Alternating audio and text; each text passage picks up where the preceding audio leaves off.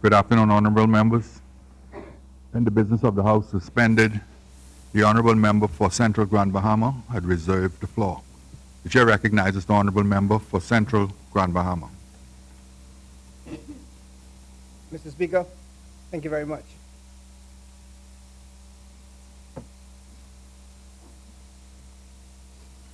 I stand here today by the grace of Almighty God and the support of the good constituents of Central Grand Bahama, undergirded by my immediate and extended family from the tiny community of Waterkey, that little hidden jewel on the north side of Grand Bahama. I beg leave to extend condolences to two very important families. First, the family of Lady Laurie Miller, a constituent, and the widow of Sir Albert Miller, and also to members of my family from Waterkey on the passing of Miss Amanda Madeline Russell, who will also be buried on Saturday at 11 a.m., same time as Lady Miller. Different churches, however, and I would like to take this opportunity to apologize to the Miller family in advance, as I will be attending and speaking at my family's funeral in Freetown.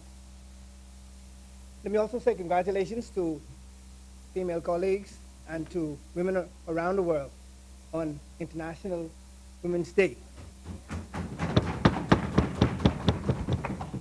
I'd also like to say congratulations to the member for Angleton on the wonderful achievement that her father has received, and he's honored last night. However, she owes me one. Being a member of family by extension, I was not advised of the celebration until, all right, so she said she apologizes, and she owes me one. All right. Mr. Speaker, I am honored to once again stand in this venerable chamber to offer my contributions to the 2017-2018 mid-year budget, and to say a few words on behalf of the good people of Central Grand Bahama. I'd like to say thanks to the member for Kalani, as he has shown confidence in me by assigning me as parliamentary secretary to the good member for Carmichael. And I would say that I'm indeed privileged to be working under such a fine member, and I had so much to say about my senior minister. However, after listening to Long Island yesterday, he used every adjective, noun, verb, pronoun, proverb, Psalms, Revelation, you name it, to describe my senior minister. And the thing is, everything he said was true.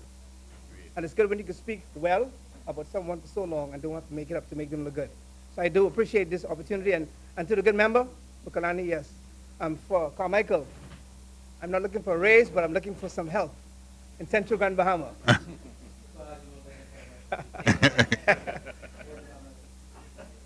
Right. Mr. Speaker, as a freshman in this House, I think it's important for me to express gratitude to the visionaries who saw the importance of presenting to the people of the Commonwealth of the Bahamas a mid-year review on the performance of the economy. The action when undertaken may have been regarded as minute. However, we can all say that a midterm reflection adds value in determining what future actions are required to achieve midterm goals, or confirmation that actions taken is on target to achieve objectives. Mr. Speaker, it is because of these actions that years ago, I chose to align myself with an organization that has vision for the people of the Commonwealth of the Bahamas. Mr. Speaker, as I would have stated previously, Central Grand Bahama is a vast area, inclusive of William and Russelltown, Malibu Reef, Imperial Park, Britannia, Bohemia, Hunters, Lewis Yard, Flinders Point, Seacoast Town, and portions of 8 Mile Rock, Hannah Hill, and Hebron Town. Equally as important, sir, I wish to point out that most of the major industrial plants, Buckeye, formerly Buckhoe, Pharmachem, Polymers, Bradford Marine, Grand Bahama Shipyard, Bahama Rock, and the Freeport Container Port are all located in my constituency. Mr. Speaker, as I stand to make brief remarks, I want to salute our Prime Minister, the Honorable Member for Kalani, and our Deputy Prime Minister and Minister of Finance, the Honorable Member for East Grand Bahama, for the excellent job that they are doing in managing our country finances. I'm sure that the majority, to some degree, and even the minority in this August House will agree that these men are visionaries. For only recently, less than a year ago, they were regarded as down and out. But today, we can refer to them as number one and number two. Mr. Speaker, in my quiet moments, I often reflect on the results of May 10th and how the good people of the Bahamas voted in support of the reintroduction of good governance over immense and blatant corruption. Mr. Speaker, we now have a government whose first priority is service to the Bahamian people and not to themselves. We have a government that is concerned about the overall well-being of the Bahamian people and creating an environment where everyone could fend for themselves. Never mind the naysayers, Mr. Speaker. This country is already far better off than when we met it in May of 2017, notwithstanding the plethora of outstanding bills, contractual agreements not properly vetted, and other challenges left behind by the former administration. Mr. Speaker, in my capacity as Parliamentary Secretary in the Ministry of Public Works and Utilities, I still find it unbelievable the fashion in which some contracts were executed. But yet those brazen fellows on the opposite side will walk around and talk nonsense when in fact it is their mismanagement that has the country in the state that it is in. However, Mr. Speaker, we are indeed on the road to recovery, and every good thing that we do is a true testament of how good governance works, to which our opposition should take note. We realize that any good thing we do will be met with criticism and skepticism by the opposition to distract the Bahamian people. We also realize that the opposition would rather see us fail in order to regain control of the cookie jar, which they have already plundered. Mr. Speaker, I want to send a loud and clear message to our most worthy opponents that we are going to work and work relentlessly to make things better for our Bahamian people. And we invite them to join us in making that promise a reality, because it will happen with or without the naysayers. And so I say, get on the train or get off the track.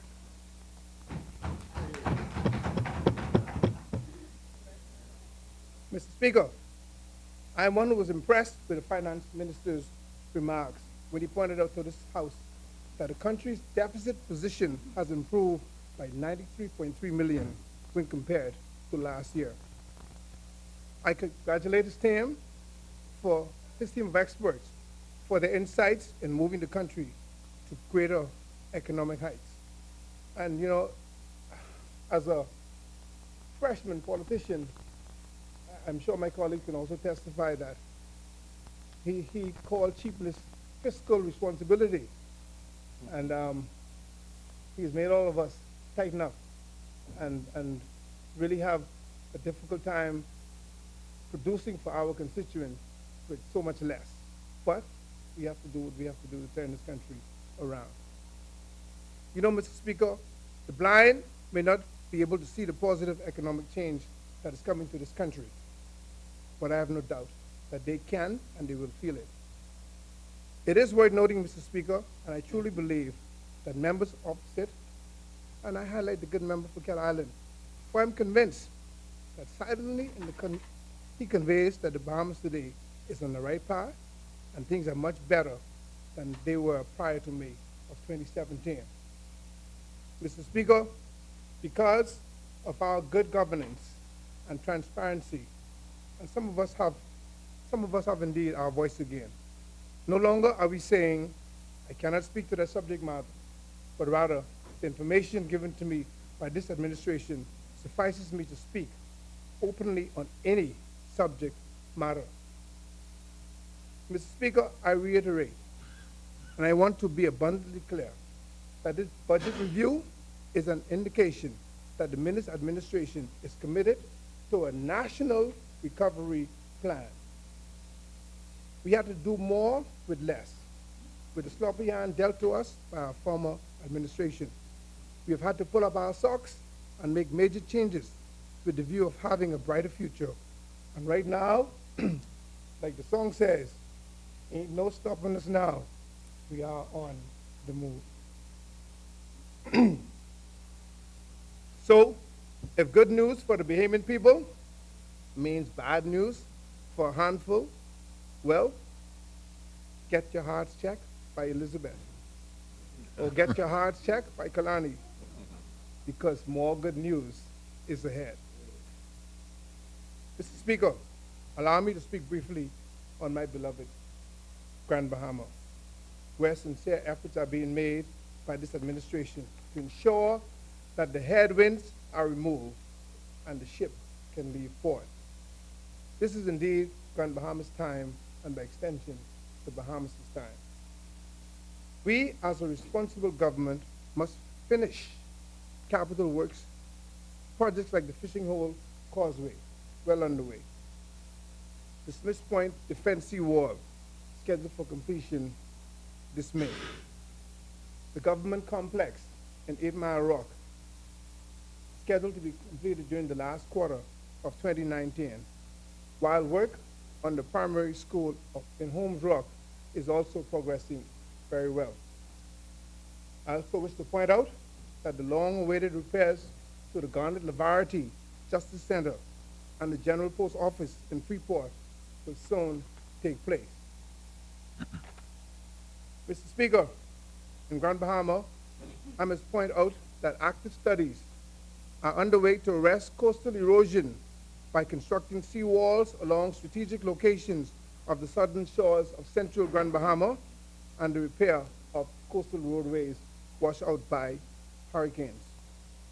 West Grand Bahama is also to receive a public dock and seawalls, and I will allow the good member for West Grand Bahama and Bimini to speak more to that and to provide more insight.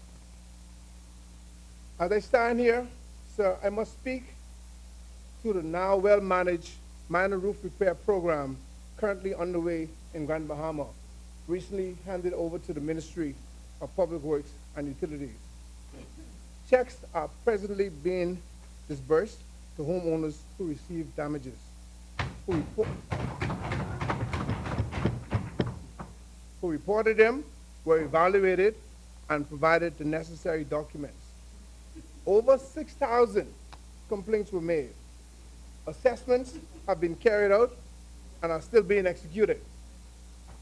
Unfortunately, to date, only about 550 homeowners have complied completely. I want to implore all Grand Bahamians that we are doing our best to bring relief. However, we need you to help us to help you. Once requested, please provide us with your home ownership papers or a certified affidavit. Once the documents are processed and the check is ready, the unit will contact you. We will call you to collect your check. Please wait for the call prior to coming to the Ministry of Works to collect your check, because if you didn't get the call, there's no check there for you, and you're going to be frustrated. So please wait for the call. I am again encouraging homeowners and all of us Bahamians alike to be responsible. Let us fix our homes, build them properly. Let us follow the building code. Let us be fiscally prudent and insure our homes. This is necessary because, based on what I'm seeing now, this program cannot be sustained by the Bahamas government. It is not fair. So we need to be responsible. The government cannot sustain this program year in and year out because storms are now more frequent and we're experiencing these damages. So please, do the right thing. Help the government and in turn help the country. We are also excited about the possibility of fully reopening the Alukai resort properties and sending hundreds of people back to work. You know, I look forward to, once again, experiencing thousands of Bahamians and tourists alike enjoying the Lucayan Strip, inclusive of the Port Lucaya Marketplace. I travel a lot when I was an athlete, and right now also having to travel from Freeport 2-3 times a week for work and do a lot of flying. And I can tell you, I'm looking forward to the day when I jump on a plane in Freeport and I hear the pilot say, "Ladies and gentlemen, this is your pilot speaking. We are number 10 for takeoff." I look forward to the day. It means that we will have a lineup of planes at the airport. That is one inconvenience I'm looking forward to. I look forward to it. I look forward to ships being lined up in the harbor of Freeport, waiting to get in because of, that's good inconvenience. Mr. Speaker, it has always been my keen desire to create economic zones outside the city of Freeport. And since coming to office, that has been my focus, one of my primary focus. I believe that a building is only as strong as foundation. The outlying communities that I named earlier are the real foundation of Grand Bahama, with Freeport being the roof or the covering. See, if we spend these outlying communities, these foundations, we create more balance on the island of Grand Bahama. And if it so happens that the city of Freeport crushes or fails, then we have something to fall back on. So it is very important that we build these small communities, we create economic zones to create balance. And these are the communities where the Bahamians live and have ownership. As such, we are moving full speed ahead with cleanup campaigns throughout central Grand Bahama.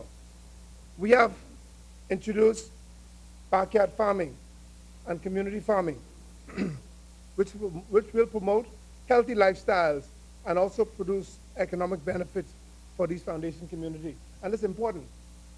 Once we have these farms, backyard farms and community gardens completed, we will also have these healthy cooking classes, teach people to eat healthy. Because one of my goals in here is to leave Parliament, leave Parliament smaller than when I came in. Because, you know, there's a trend when persons come into Parliament, they go from wearing double breast to single breast and in some cases can't button.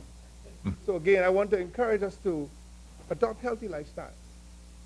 If we're going to eat a lot, let's exercise and let's try to eat healthily. The community farming program, again, will provide economic benefits because not only will you be saving on certain bread basket items, vegetables, herbs, etc., you will also given the opportunity to have farmers market in our communities.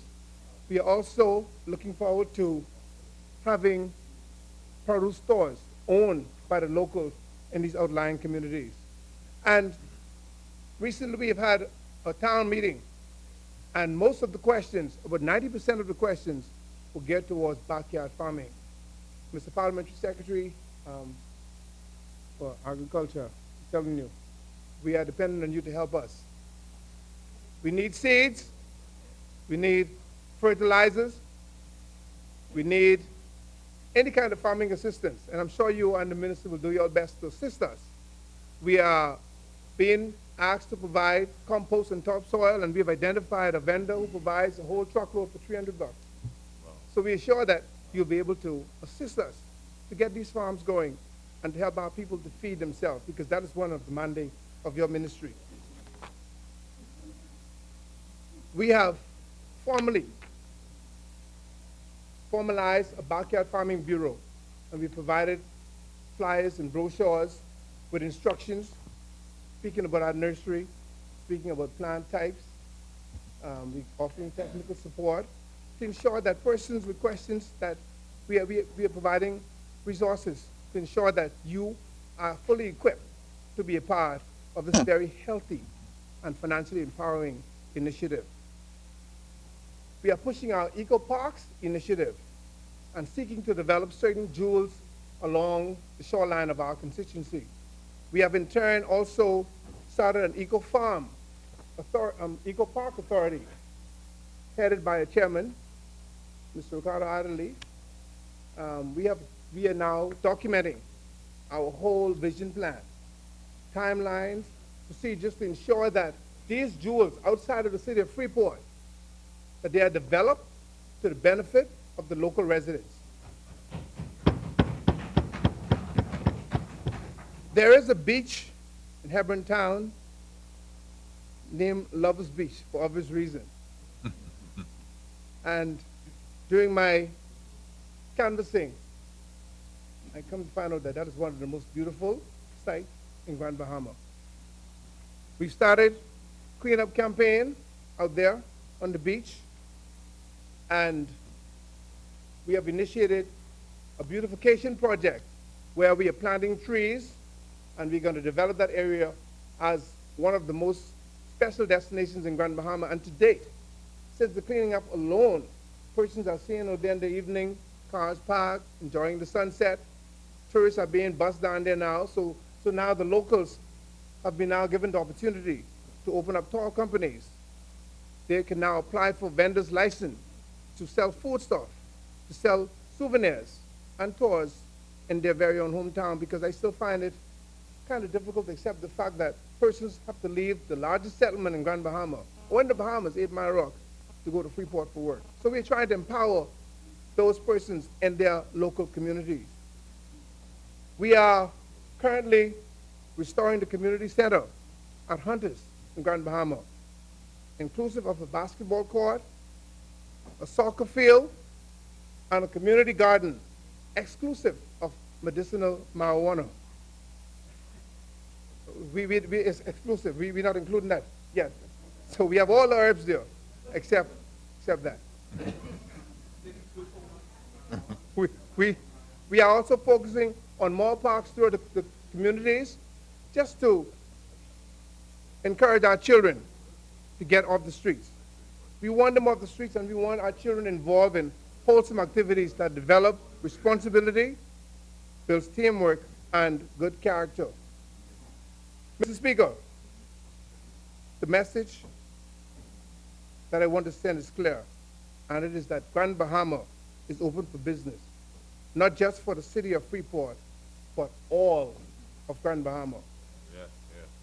I know that we have some work to do in this regard, and I'm pleased to outright say, Mr. Speaker, that the Oban Energy decision to construct a more than $5 billion oil facility in East Grand Bahama is a step in the right direction. And that will be properly done, and more will come on that at a later date. Again, here we have seen the opportunity of putting hundreds back to work and helping to create a stable economy with new homes and new spin-off opportunities for the Bahamian people through the purchase of local goods and services. Yes, Mr. Speaker, we have begun to attract new industries and investment to Grand Bahama.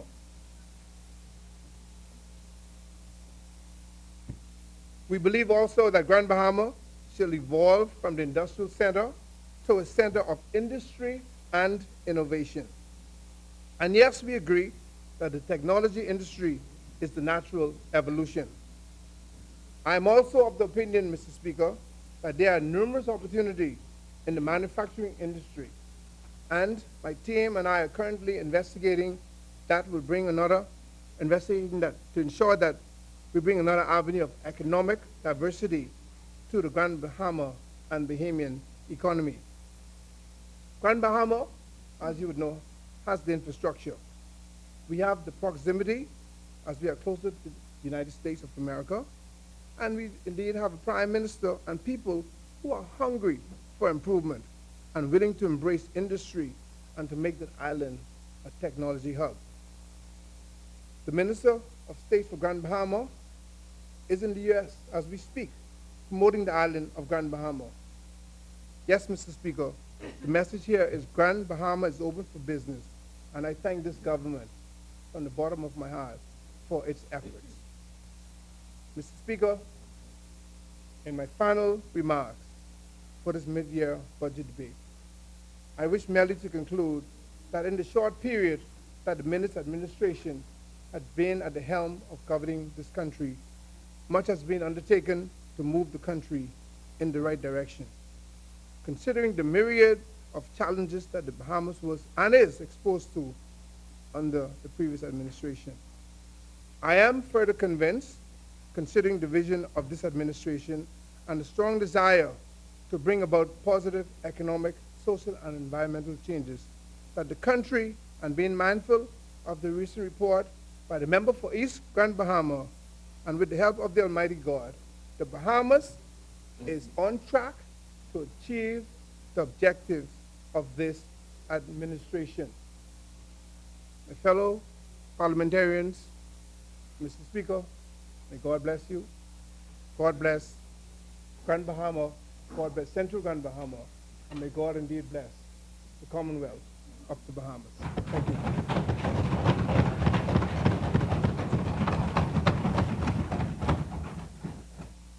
As many. The chair recognizes the honorable member for Mangrove Key, South and Central Andros. Thank you, Mr. Speaker. Mr. Speaker, come today to join my colleagues as we make our contribution to the government's mid-year budget 2017-2018. Mr. Speaker, since it's the beginning of spring season in baseball, and me being a sports enthusiast at heart, I'm hoping for my Yankees to continue to look well, and we anticipate much from improvement from the Lakers and my Miami Dolphins next season. I am excited about local sports even more so this afternoon.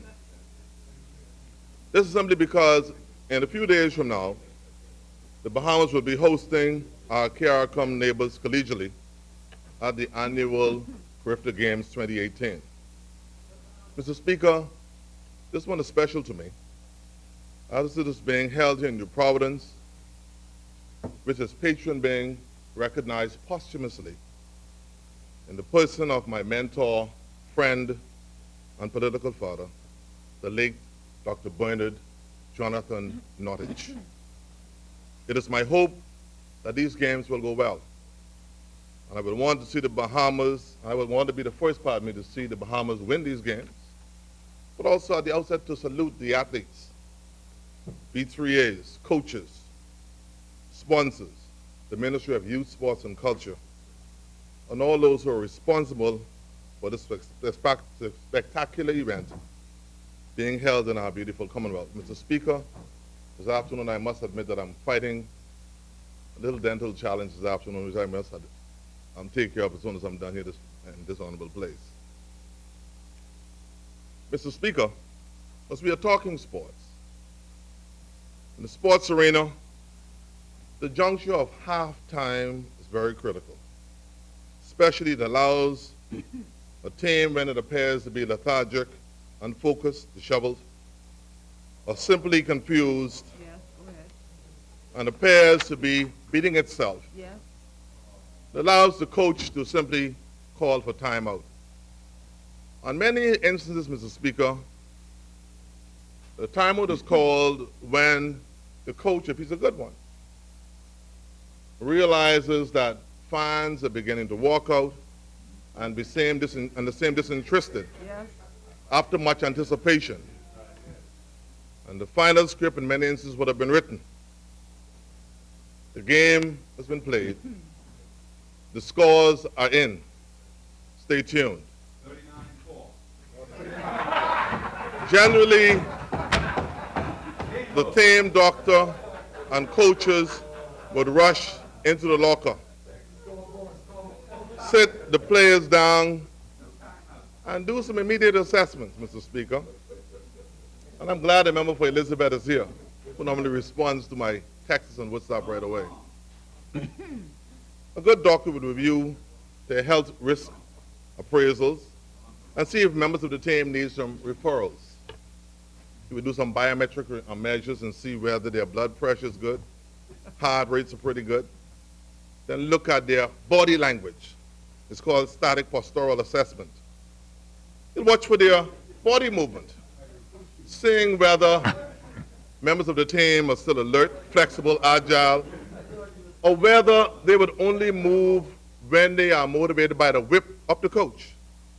You even do some assessment of their muscular endurance. Cardiorespiratory fitness will also be looked at this time. Look at the gym, see whether the gym is too hot, whether the issues that are facing this team is leading to fatigue and becoming real problematic going forward. According to the Sports Journal, these signs could be calculated and assessed only by a watchful, honest, credible, but good doctor who is observant and not asleep at the wheel. If the team doctor is asleep, dog eat your lunch, Mr. Speaker. The team would simply have obvious trouble due to mental abeyance or fatigue, physical disequilibrium, or performance impairment. If the team's doctor is giving poor advice, it is simple, Mr. Speaker. Bush crack, team gone. Mr. Speaker, the general focus of a national budget is that of reallocation of resources, reduction of inequalities in income and wealth in the wider society, economic stability, management of public enterprises, economic growth. And in the Bahamian context, the focus should be that of evening the playing field. That is, allowing access and opportunity to all in our country, outside of the bounds of simply New Providence, but providing rights, privileges, and benefits across the Bahamas to all Bahamians. Mr. Speaker, governments generally would prepare a budget fulfill of the objectives, especially those promised during electioneering and prior to Election Day. But the direct outcome of a government's economic, social, and political policies would generally be assessed by the decision makers.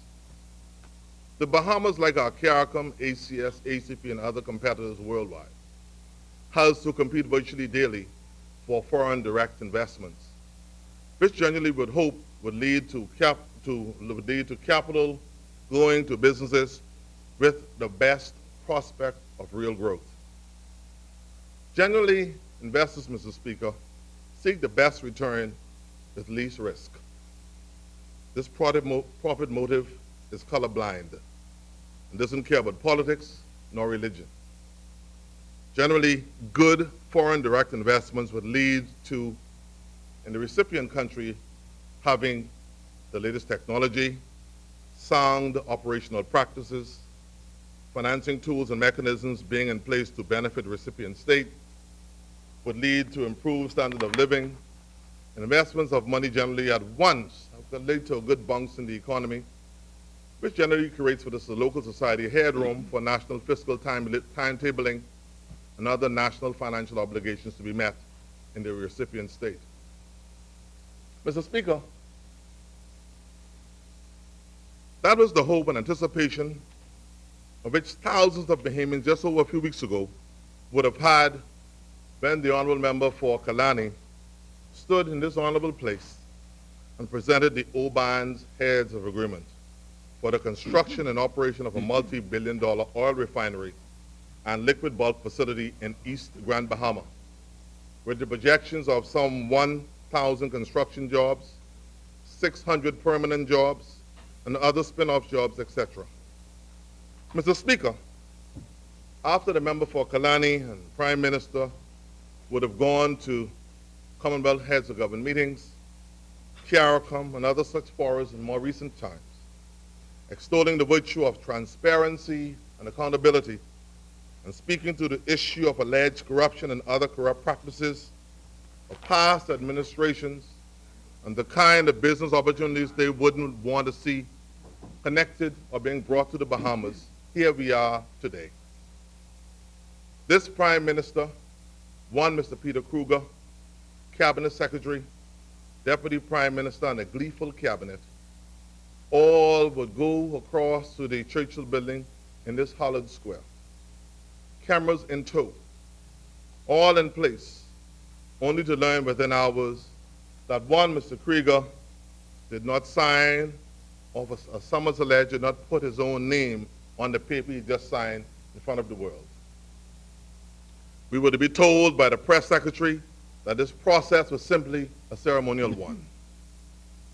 There is still no known or revealed EIA report today, Mr. Speaker.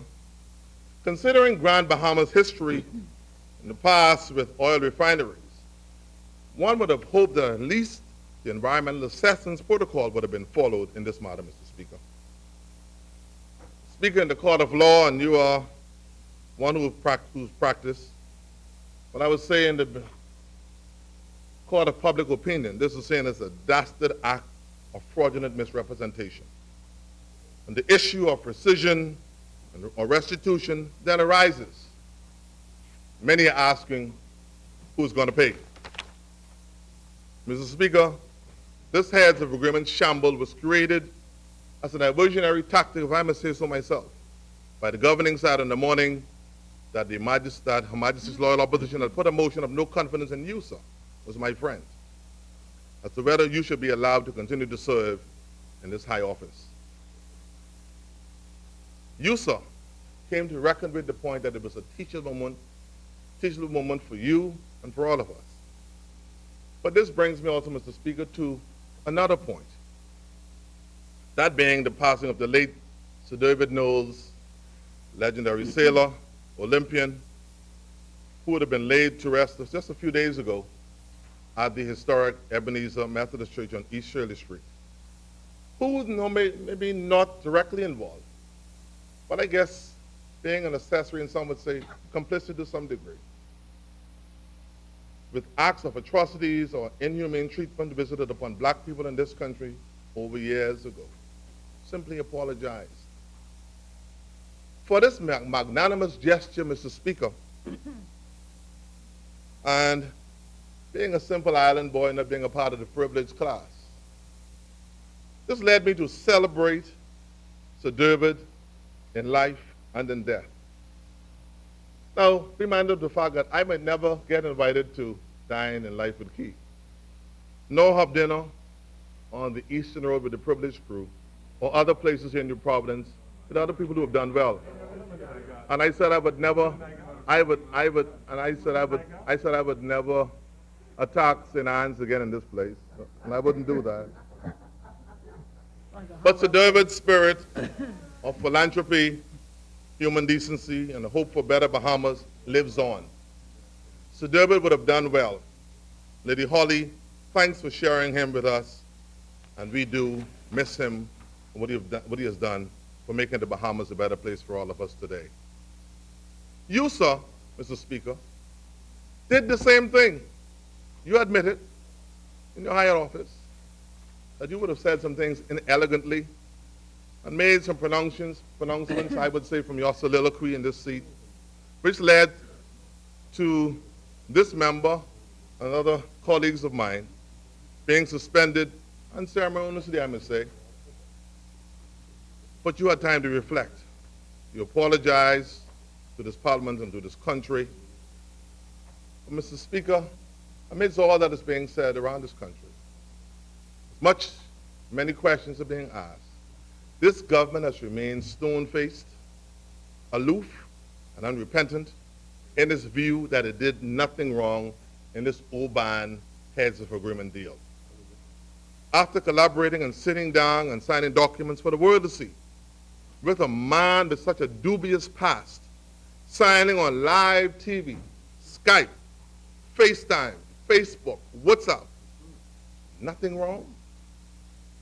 Mr. Speaker, my grandmother always entreated us with a local saying, a humble child tastes the grace of God.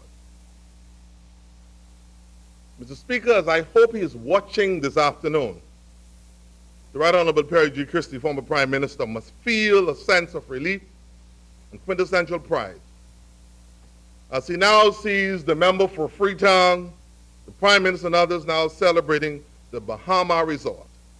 and its opening after all the unsavory commentary about the resort and calling the possible opening fake news. Today, Mr. Christie, we celebrate you.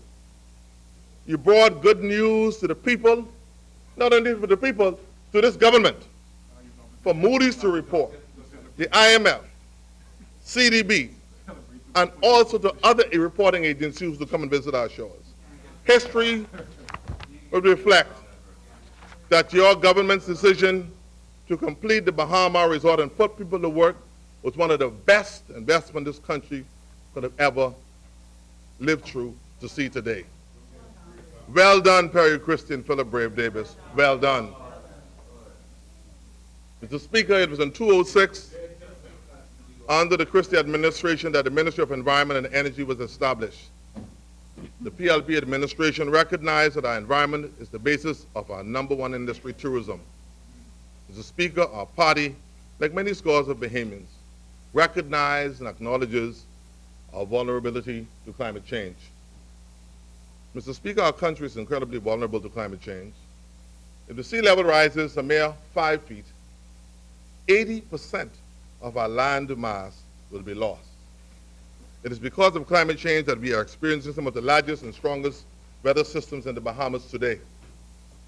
And interregionally, we have seen the effects of climate change and the magnitude of damages visited upon the Bahamas, Commonwealth of Dominica, Antigua and Barbuda, the Turks and Caicos Islands, St. Lucia, and others, through the passage of hurricanes such as Joaquin, Irma, Matthew, in the more recent past, the unbelievable northeaster sea surge that virtually crippled our cruise industry for a few days. Mr. Speaker, our contribution to greenhouse gas emissions on the global scale is considered negligible, but we must be a part of the solution, not a part of the problem. We know of the challenges with our dump site, and its remediation is something that we on this side are very concerned about, and we support the minister and his ministry in all of his efforts. The Bahamas Parks and Public Beaches Authority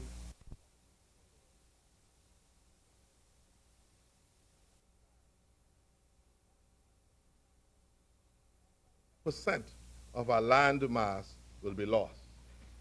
It is because of climate change that we are experiencing some of the largest and strongest weather systems in the Bahamas today.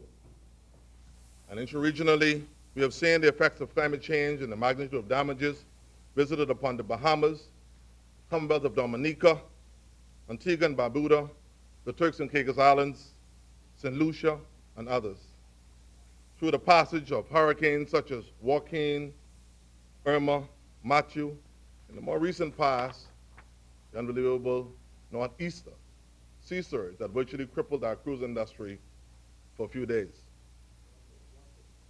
Mr. Speaker, our contribution to greenhouse gas emissions on the global scale is considered negligible, but we must be a part of the solution, not a part of the problem.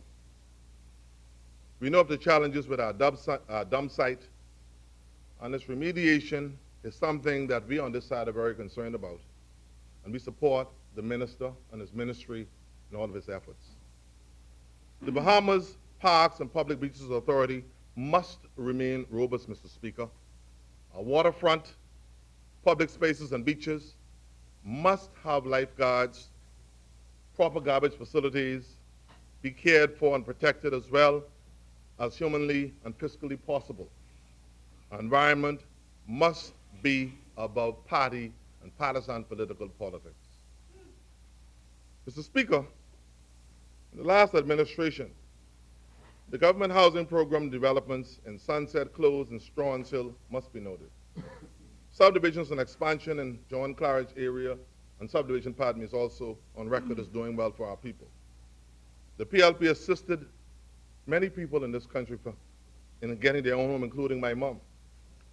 It was recently noted in one of our dailies, Mr. Speaker, where I noted that the present government is going to sell properties heading into the Coral Harbor District for some $30,000. I heard the minister yesterday say that these properties would be would have all the basic infrastructural mechanisms put in place.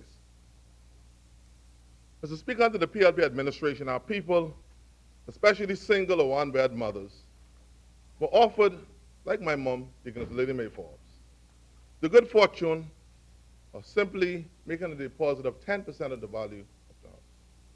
Therefore, the cost associated with construction was not incurred by homeowners.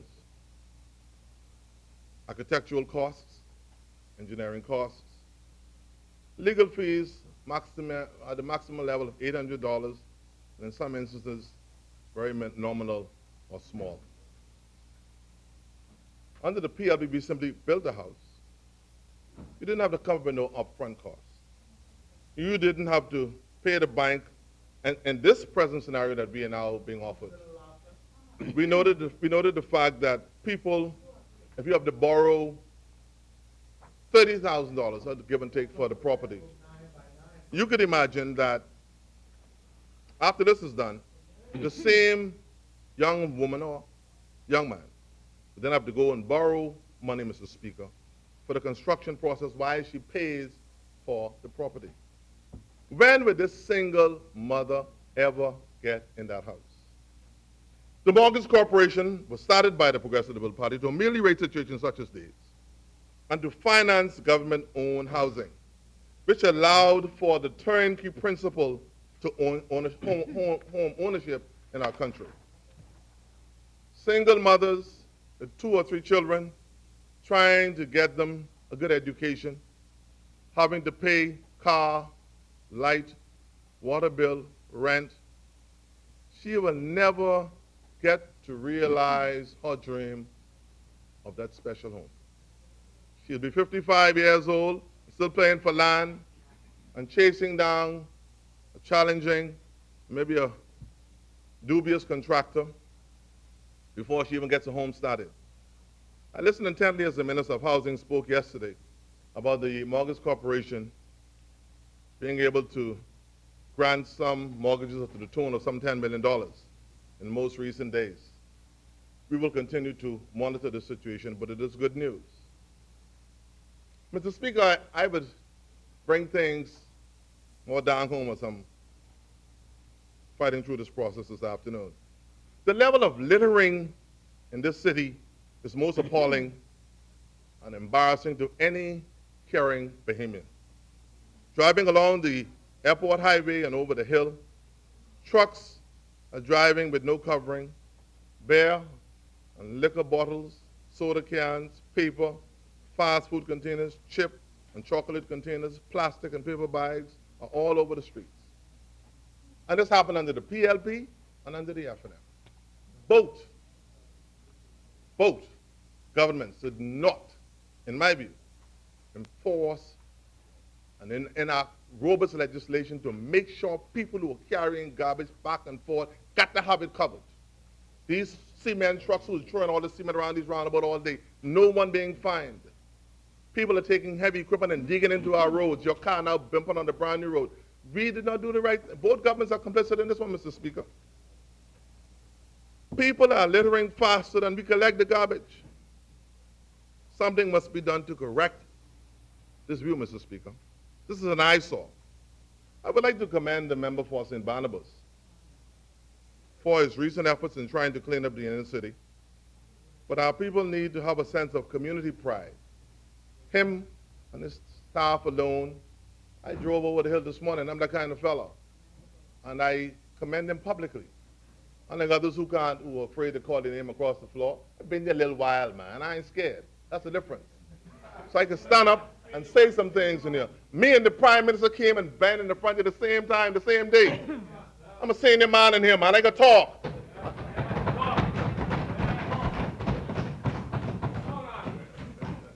But our people need to have a sense of community pride, coupled with stiffer penalties for environmental infractions and debris being put all over our streets. Therefore, our thoroughfares and our side streets will look better. Mr. Speaker, I recently noted one of our dailies in the subheading area, infrastructure upgrade delays without PPPs. I noted that the member for East Grand Bahama, who has been most gracious to me in more recent times, has noticed as saying that the government has hired the Caribbean Development Bank to help develop a properly structured legal and risk management framework for PPPs after several such arrangements could be entered in, several such arrangements entered into by his predecessor were placed on hold. Mr. Speaker, at this point, I must turn to my constituency as time is going quickly. Our people need help. I listen to these reports, but the reality is the Bahamas is beyond the Nassau and he's from East Grand Bahama. And the fact of the matter is, Mr. Speaker, we need to continue to look at the Farmland Islands, especially in a very direct way. I move quickly to Mangrove Key.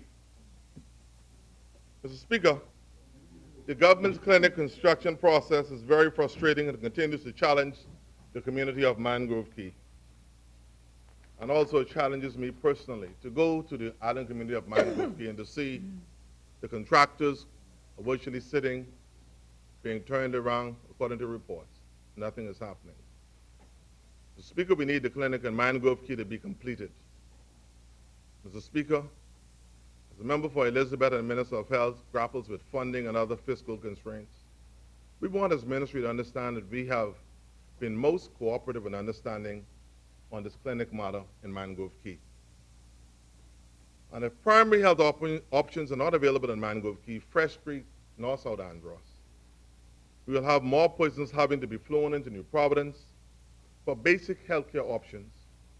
We are seeing a doctor and getting a bed is very difficult or virtually impossible at times under the present circumstances. Mr. Speaker, I know this is virtually a sidebar. A member for North Abaco would understand. Some would call it a no-butter. Seabreeze is in the corner heckling me a little bit today. But this will be a little obiter because it was mentioned to me by, a senior physician. He said to me, "Have you ever heard about the Physicians Alliance?" I think it was the agency he mentioned to me. That's the name of the company and leader. So you ever heard about a Physicians Alliance? I said, "No, sir." He said, "But maybe ask about that when you stand up again now." So something I asked, maybe that's why you haven't been up there in the hospital. He said, "Whoa." But I thought I should say it openly. And so all I'm saying is that we'd like to know whether there are a certain amount of beds that are maybe being reserved for this private entity, while the Bahamian public cannot get bed if they come from over the hill, Mayaguana, Inagua, Mangrove Key, or even coming from Grand Bahama for emergency care. So, it's interesting to hear members becoming very defensive, and I'm asking a question that we all should want to have the answer to, Mr. Speaker. So all I'm saying, Mr. Speaker, we want to know, and we'll hear from the member for Seabreeze, Elizabeth, pardon me, I guess you will answer. Bahamians with no insurance or little funds would not get good, proper health care in this country, especially if you have no money. We will continue to follow the story, so stay tuned. Now, obviously, the government annual health care budget is around $100 million short of its system's needs, despite some controversial contracts being stopped or reviewed and others have been cut by some 50% according to the report, due to the government wanting to eliminate waste, inefficiencies, and underperformance according to reports published just the other day. Mr. Speaker, all the people in Mangrove Key are asking for is, for God's sake, open the clinic in Mangrove Key. The port of entry status is another issue that I said publicly that I'm disappointed about, that our government should have gotten it done.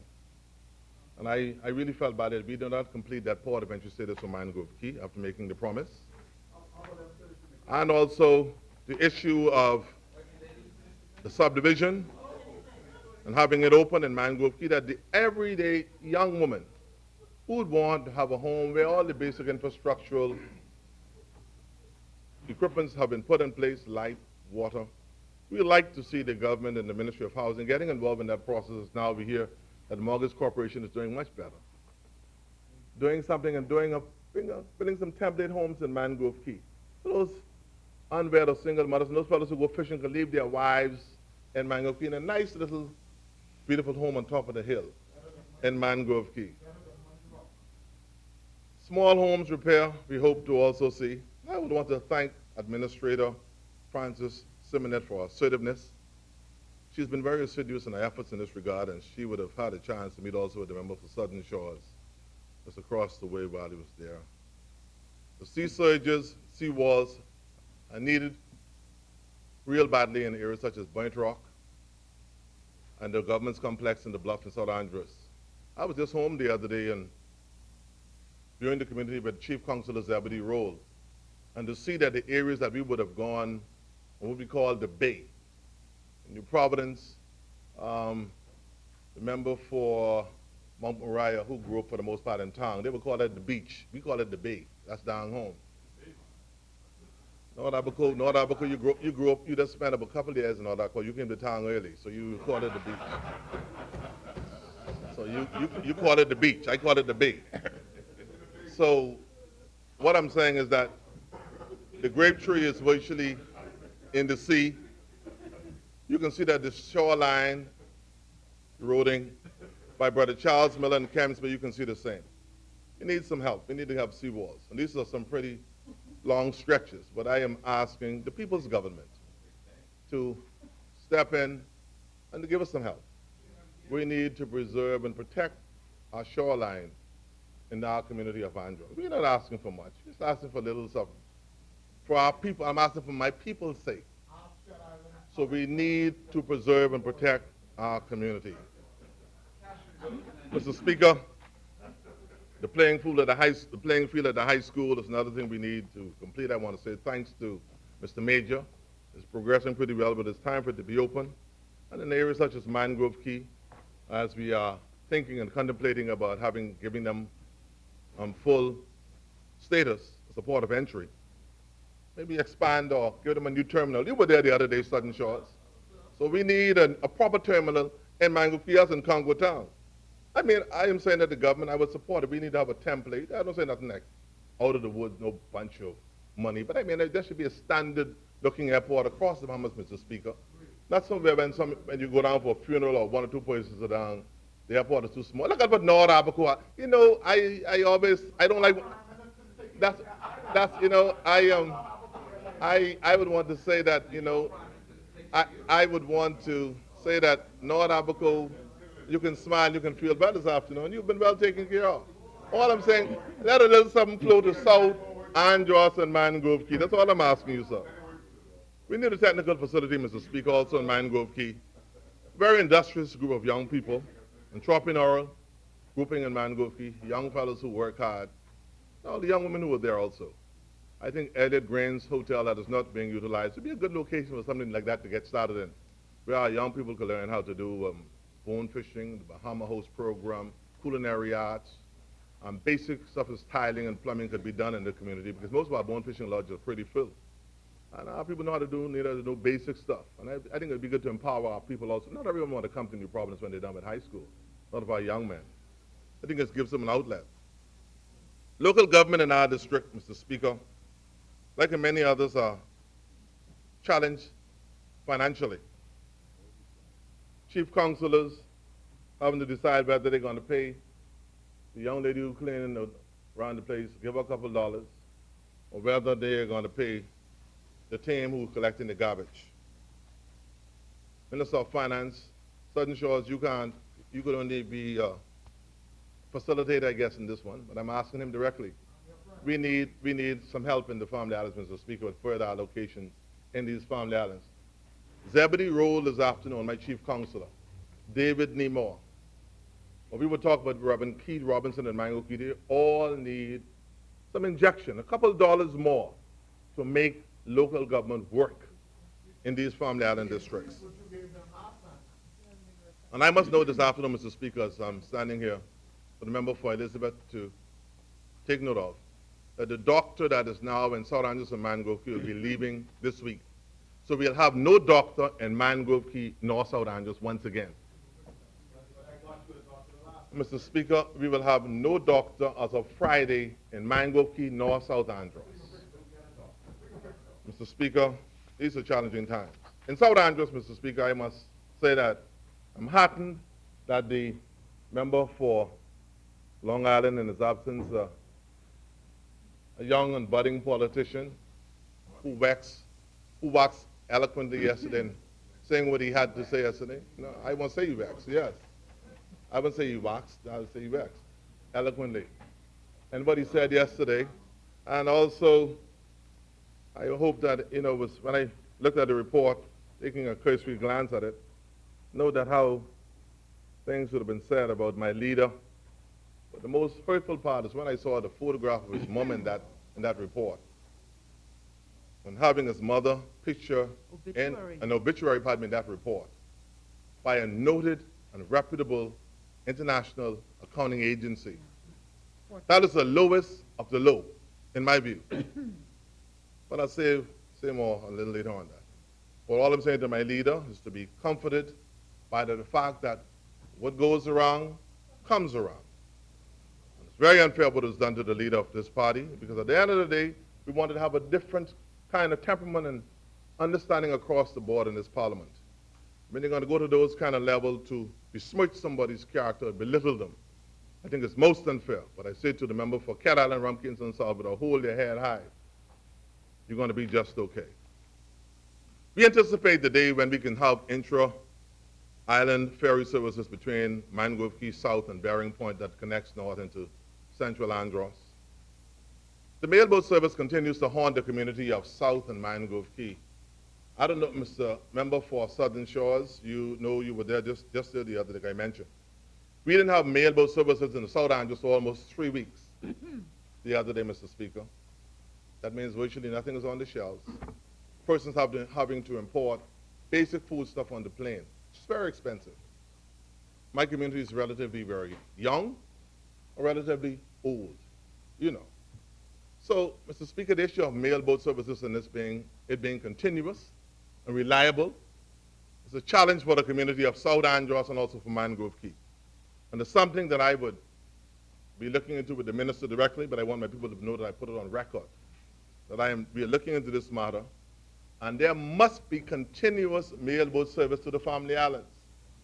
If you don't live in the family islands, you don't understand the challenges and you don't empathize with their plight.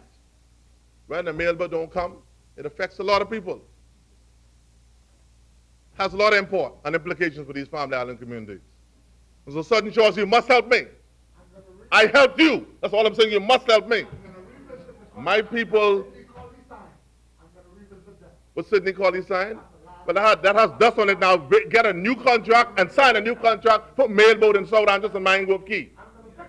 Thank you very much.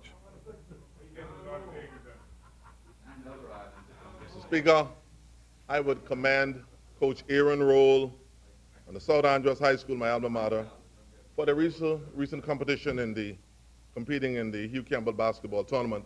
I think they ended at 2-2, and we have some prospects. I think I was going to be headed to some of the A1 colleges, Mount Moriah, Division I college. I think we'll have South Andros and Mangrove Key youngsters soon to go at being pro level, and I am feeling very hopeful in that regard. The gymnasium continues to move on, and we're hoping that process can go faster.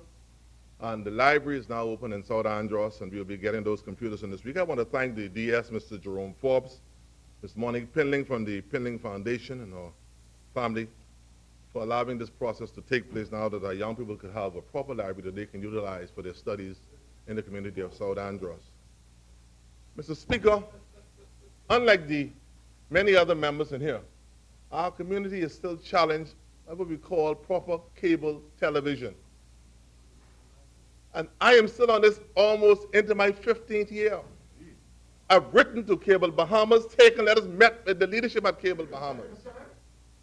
And I'm saying this afternoon, Mr. Speaker, I have to call the member for Fox Hill to say, please, for God's sake, Seabreeze, let me speak before 5 o'clock so my people can hear me from Coakley Bight to Mars Bay. That should not be happening in an island that is 10 minutes away from Nassau. It's unfair.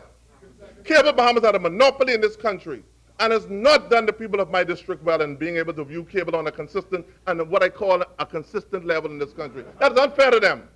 And we've asked over and over. I've intervened in this matter, and it is, and no matter what, the fact of the matter is, we understand it. I know BEC and BPL, is state-owned, and all the other agencies may be that. But the fact of the matter is, Cable Bahamas also has, Bahamas government also has quite a bit of shares in Cable Bahamas. And I'm asking, man, for human decency, let my people be exposed to the outside world too in South Andros, man. That's what I'm saying. I don't have to be compelled when I'm home, down home in Camps Bay, having to listen to radio. I don't mind. I mean, that's been my only life. That's how you make all your money. That's my life. My only job has been in the Broadcasting Corporation of the Bahamas. And on that same notion, I also want to say to the member for West End, please return. You better say shame to her now. Because at the end of the day, the evening service must be returned to 1540. The people in the Family Islands, Madam West End, it's no more than fair to have the evening church service live on 1540, the national voice. Eula Nixon and Pleasant Bay listens for church on Sunday. Reverend James Pratt listens for it. Reverend Hubert King awaits it. You can tell me now, because the churches in Nassau closed up, we can't have church service in the Family Islands on live on radio 7 o'clock in the evening? Come on, that's unbelievable in this country, man. So I'm saying, for God's sake, take those young people that are underutilized in the Broadcasting Corporation, send them to the Family Islands to let Reverend Ashley Brown and the Bluff record a weaker evening services, for example. Let Reverend Bernard King and Manigo Key record them, Reverend Christopher, Reverend Penman, all of them record something. Reverend Hensey, and with a word of prayer, whatever. Bring something in the evening on the radio. I don't need to be hearing no music. And on top of that, some evening, you hear what we call the devil music on 1540.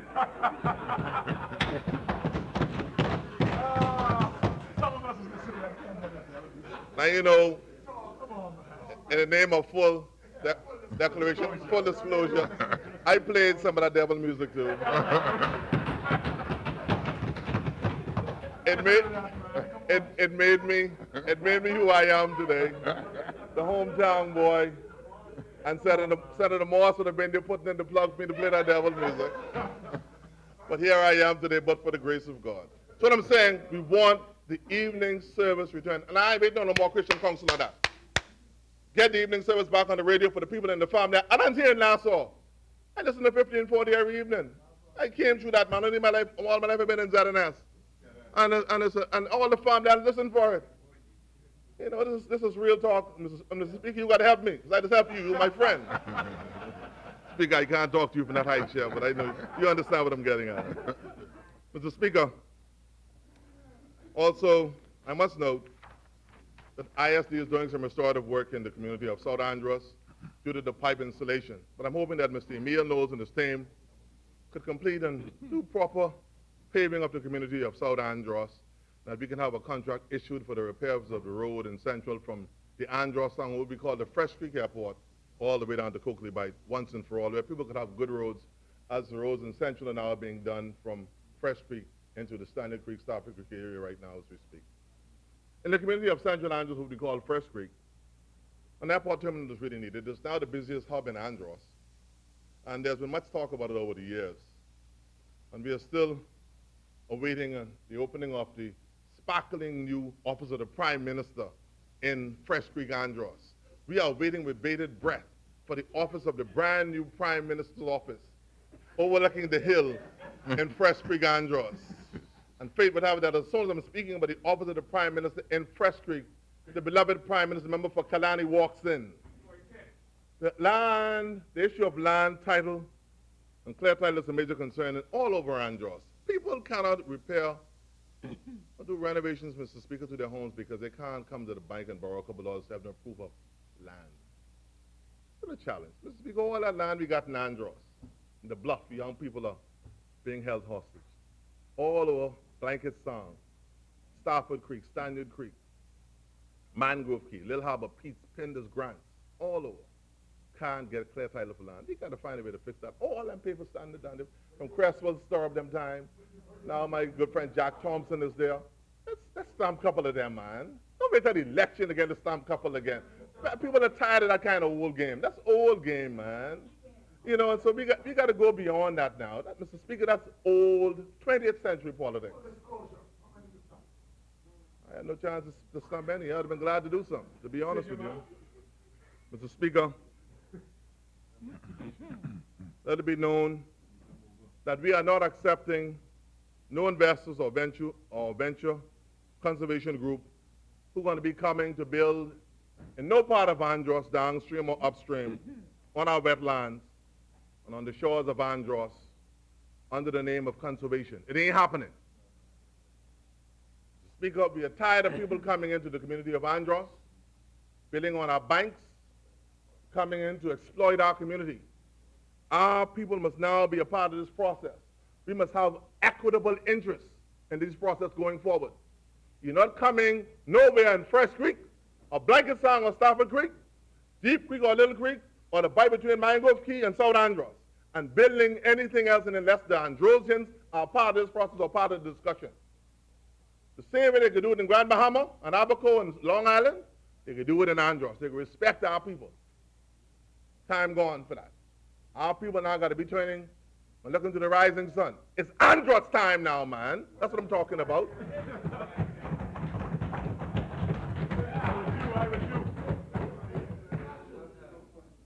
Mr. Speaker, the issue of local banking is a very worrisome one. And the community of Fresh Creek this afternoon, they are concerned, much trepidation about the issue of local banking, as RBC is pulling out of Central Andros. After all, what the people went through, all those old people went and opened a bank account 2 years ago. Tell them to stop keeping their money in this place or stop keeping them under your bed or in this container, bring it to the bank. Some came to Nassau on the mailboat, some came on the plane, they're even afraid of the small plane. They came to town. Now RBC is gone. My Lord, what a shame. So our people met with the member for East Grand Bahama, the Minister of Finance. We are still hoping that we can have, they would want, Mr. Deputy Prime Minister, the Bank of the Bahamas or Commonwealth Bank to come into the community of Central Andros. I support them. I support all Bahamian things now, man. That's how I feel about it strongly. I ain't no Canadian bank in Andros no more, man. I tell you it's all about Andros now. I support that. So bring either Commonwealth or Bank of the Bahamas. You and the Prime Minister say he's from Fresh Creek. You all do sit down and collaborate on that tonight. So when he speaks, I want to hear this bank matter wrap up. I'm tired of it. Bring the bank to Andros, man. So I ain't need to be coming, walking, driving this place up and down. When the Prime Minister speaks, I want to hear that the bank is straight for Andros. I spent him over $9 million. The Deputy Prime Minister has the report. I ain't talking no cash, I'm talking about the real bank, man.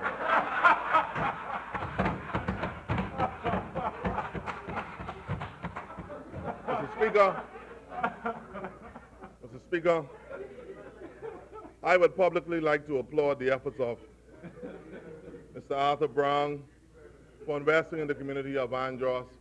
Persons like Mal Jack, Mr. Diagle at Brigadiers, Nathaniel Adams, Raleigh Smith, and more recent time, George Farrington, and all those smallholder developers who have joined the bulwarks of the Norwood Ramings and the Robin Kings and others who developed and worked in that community over the years, and the Gators and others over the years in North, South, and Central Andros and Mangrove Key. These have opened their businesses, and some of them just 10 years or even less. But they continue to build the community of Andros. I would also like to commend Mr. Marshall and also Mrs. Shanika Smith and former Senator the Honorable Greg Burrows and his Freetown Baseball League for the recent opening of their baseball camp in the district of Fresh Creek. Mr. Speaker, I note that I had a very special moment just the other day, but for the grace of God go I. On Sabbath past, it was the most gracious, momentous occasion, Mr. Leader, member for Cat Island. I would have had a chance to share with the High Rock Seventh-day Adventist Church community, Pastor Jeremiah Duncombe, Elder Charles Miller, Preston Johnson, Norwood Raming, and others. And to participate in the feet washing exercise. But most importantly for me, what is so remarkable about that occasion was that Pastor Jeremiah Duncombe, Mr. Forbes, delegated himself to washing my feet, and I'm reciprocating. That was a very spiritual and also spiritual renewal moment for me. And someone said to me, all the little challenges that you and Pastor Duncan would have had, that same moment seemed to have worked in a very curative manner and washed away all of those challenges. I want to thank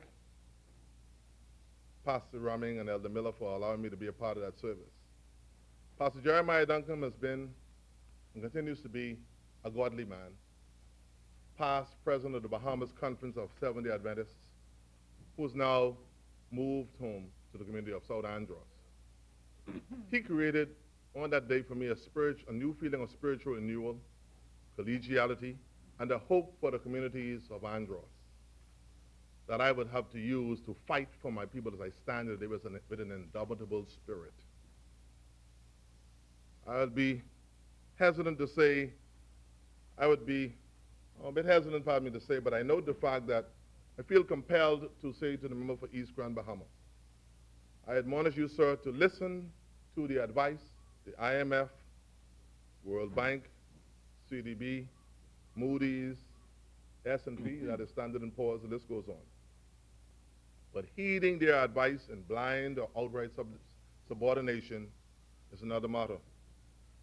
Be mindful of the fact that if the books are looking good, and our people are still hungry over the hill, trouble in the camp. East Grand Bahama, Kalani by extension.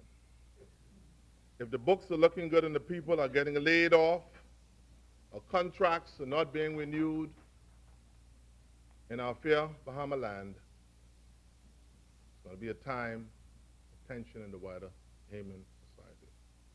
If the books are looking good, and the roads are not paved, and people as they drive or traverse the streets of the communities of Andros, New Providence, Mayaguana, Inagua, Long Island, or Eleuthera, having up to 2 flat tires a week, axles broken twice a year. Those books, the records could all go to naught. If the books are looking good and we can't get hospital beds and medication as promised by the people's government, Mr. Speaker, it's a time to look at those books with jaundiced eyes. If the books are looking good for Moody's and Mangrove Key clinics and docks are not completed, if the books are looking good, we can't get a good terminal for the busy community of Fresh Creek, what's the purpose to the people of our dear Bahama land? If the books are looking good and the people cannot get consistent mailboat services to bring the bare essentials to the communities of South Andros and Mangrove Key, the people will simply say, Mr. Speaker, I want to say, they'll say, the hell with the books. Mr. Speaker, the books could look good, but it cannot be on the backs of our people. Mr. Speaker, the books got to look good, but the Bahamian people also feel a part of this process. Note that it's not only for international agency, but I'm also benefiting from this process in no small way. Mr. Speaker, talking about benefiting, I'm about to wrap it up. It's a very special moment last night. I was there with my party leader, member for Cat Island Rumpkins and Salvador, Philip Brave Davis, and my other parliamentary colleagues, former prime ministers, Right Honorable Perry G. Christie, and also Right Honorable Hubert A. Ingram, Dame Margaret, not as following what I call established protocol, and also Sir Arthur and Lady Joan, were all there, to celebrate with my colleague and friend, one who stood with me in the gap during those rough days. Southern George, we'll talk about that later. But she stood with me in Marco City. At the feast, I always stand with her. I've only half returned on her one time, but I came right back. I said, Interesting point. I said, Same I point. said, I said, you know, since you're talking real paper, I went, okay, let me go down home. I went, I, full disclosure, I went Katie Corney on home one time and I came right back. That's down home. So, in New Providence, Mike, they'll say, I twisted on her. I say, no, but I go on Katie Corner on her and I come right back. That's down home. But we were there last night to celebrate at St. Matthew's at the Feast of Nativity for the Honorable Arthur Dion Hanna, the author of the Bahamianization policy in this beautiful country. A man of integrity, a man of all seasons, incorruptible, a decent Bahamian son. We are all proud of Arthur Dion Hanna.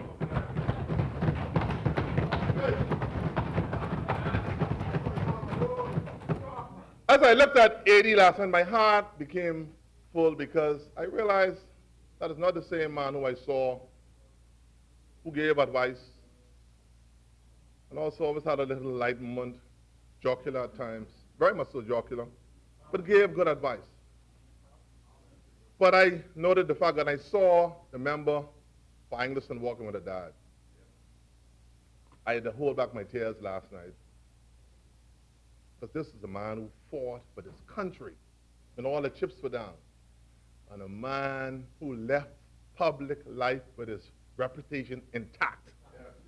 And I would want to leave the arena the same way Eddie would have left, with my reputation intact, so I can walk down Bay Street and all they can call me is the hometown boy. Eddie would have done well. He's still there, 90 years old. Today, if I were in a Catholic church last night, we would sing that song, Hallelujah, Hallelujah. I love that song. Hallelujah, Hallelujah. Hallelujah. Hallelujah. The Catholic, I love that song. I said the Catholic sing it better than anyone else. But you were an Anglican, I'm saying if we were in a Catholic church, you would have sang that song last night. If we were in a jumper church, we would have sang, we sang When the Redeemed Are Gathering In. We would have had a real rhythm on 80 last night. But I'm saying that it was a special moment last night to share. And Father Mutri really put the icing on the cake. He was really good last night. Father Mutri, we celebrate you. And it was so good. You know why I'm hopeful? Because when I looked around last night, leader, I saw some of the younger first-timers joining us at St. Matthew's last night. That gave me hope. When I saw Nordy Lutheran there, Mr. Speaker, he was there last night. I looked around and I saw the member for Yamacraw, my member of parliament, Oscar Johnson's son, Ellsworth Johnson there last night. The member for North Abaco, who still calls it beach and I call it bay, he was there last night. God knows. Member for Gardner was also there last night. Down by Brunswick Road. He honors that man. But boy, it was a very special moment. As we're having a little bit of fun with the moment, but it was a real special moment last night. And we want to say to him, sir, long life. But Mr. Speaker, before I sit in, the member for East Grand Bahama is here, and I think I have about 6 more minutes. I thought I should just drop one or two things and quickly that are on my chest. This issue especially dealing with contracts and being given, especially for the insurance industry, and the report from the Water and Sewage Corporation, and that Sunshine Insurance being named. Mr. Speaker, we all know who owns Sunshine Insurance, and the list goes on. My God, I mean, when the Colinas and other people get these same contracts, no one even says anything in here. These people have been getting the insurance since before we were born. How long? I mean, what is this to have someone else get it? That bothers me, and it's a big issue. And there's no tendering for them to get it. They just get it. Who are the somebody else's though? Insurance management? All these other people, they get it. Don't call the name, but Insurance management, all of them, they get it. they're financiers. But at the end of the day, if Sunshine Insurance gets it, it's a big issue.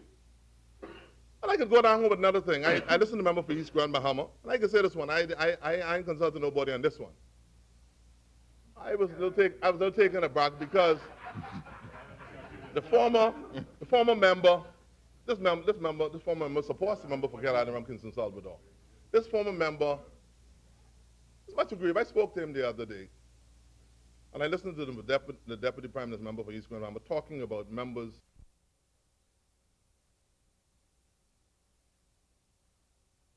own Sunshine Insurance and this program. My God, I mean, when the Colinas and other people get these same contracts, no one even says anything in there. These people have been getting the insurances before we were born.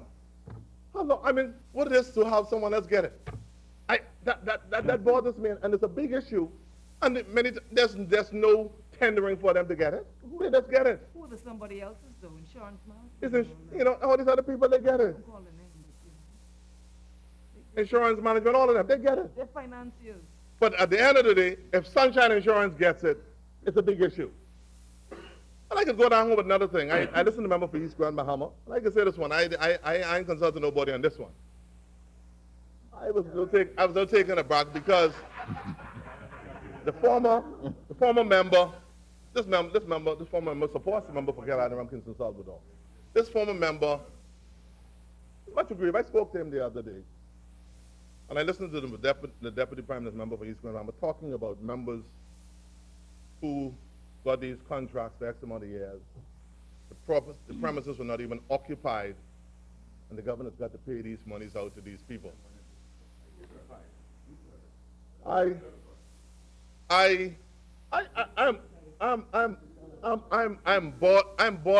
bothered by that. There's a reason why I'm bothered by that, because it was one of these same persons who spoke to me, Marco City, who would have made it possible through his open support and breaking political protocol, who made it possible for Kalani to be here today. When it wasn't popular to do it, he stepped out of the lines in his own party and ran in a public park and supported the member for Kalani. And now you come to see who you can't see him? Come on, man. He's a Bahamian investor. He's a colleague. He's a friend. And when you were down and out, he stood with you, and he's my friend. And I'm hurt by it. You should see him. He's a Bahamian. I don't care what I tell him. I can't do it now, this is what it is, but you should see him. He's hurt by it. He's aggrieved by it. And that's why I'm hurt by it, because he's a friend. He's been there for me through thick and thin. He's a Bahamian brother. And that's, I'll go no further this time. And he shouldn't be treated with that kind of contempt in the Bahamas. He stood with Kalani when all the forces were against him. He stood. When it wasn't politically correct to do so, he stood with Kalani. And he's my friend. And BJ don't like it from the helms of glory. He doesn't like it this afternoon to see it. Because he never expected that from Kalani. Talk to the man. That's what I'm talking about. Don't tell me to shut up, man. I'm a senior man in here. Let them know. Let them single, man. Let them know. Let them know. Speaker. Mr. Speaker. I wanted to be, and I continue to be, a different kind of leader in the community of South Central and Mangrove Key Andros. I'm from Mount Moriah. I'm having my afternoon.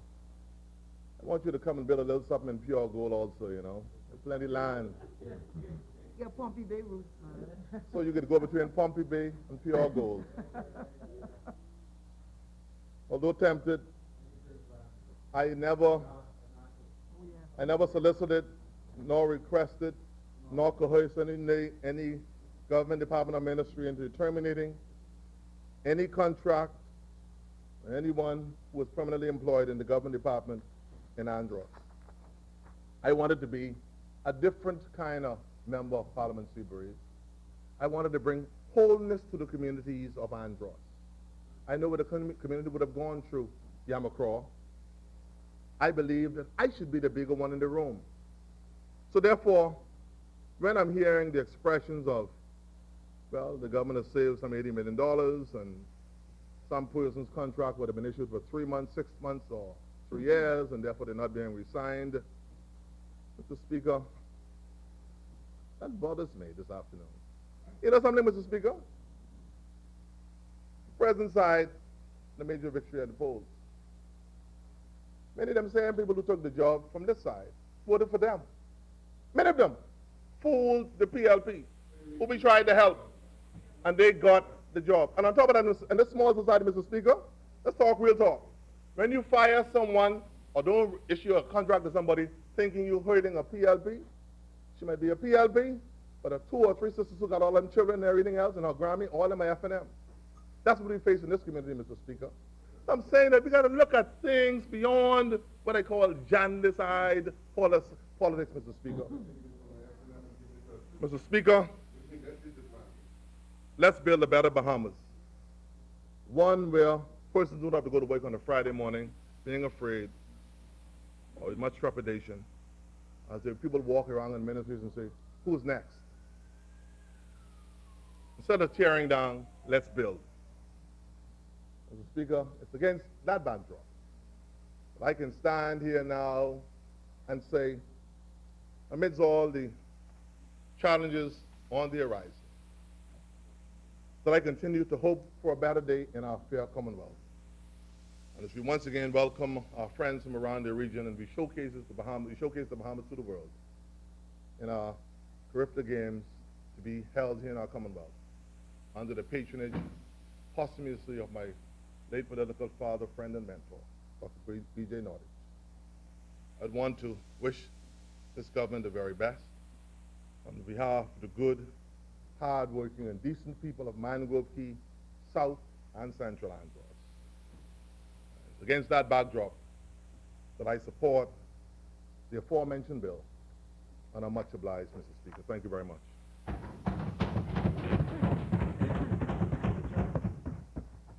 As many. The chair recognizes the honorable member for Seabreeze. Thank you, Mr. Speaker.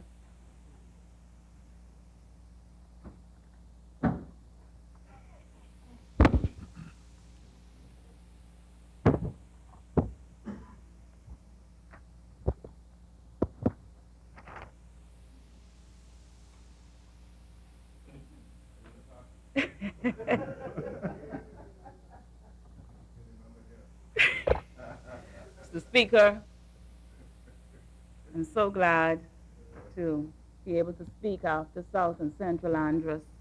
Mr. Speaker, who is a man filled with real talk. And I believe that he realizes and acknowledges in truth that if he wants something done, it's going to get done under an F&M government.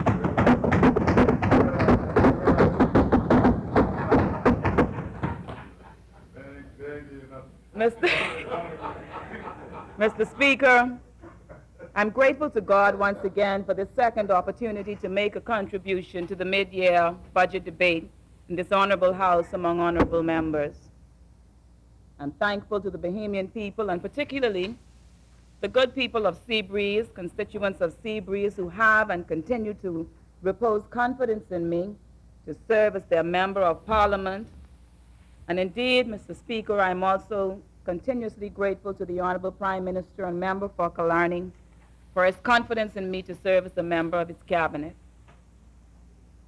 Mr. Speaker, as today is International Women's Day 2018, I would like to salute the matriarchs of our country who have pioneered the cause for women's empowerment and equality.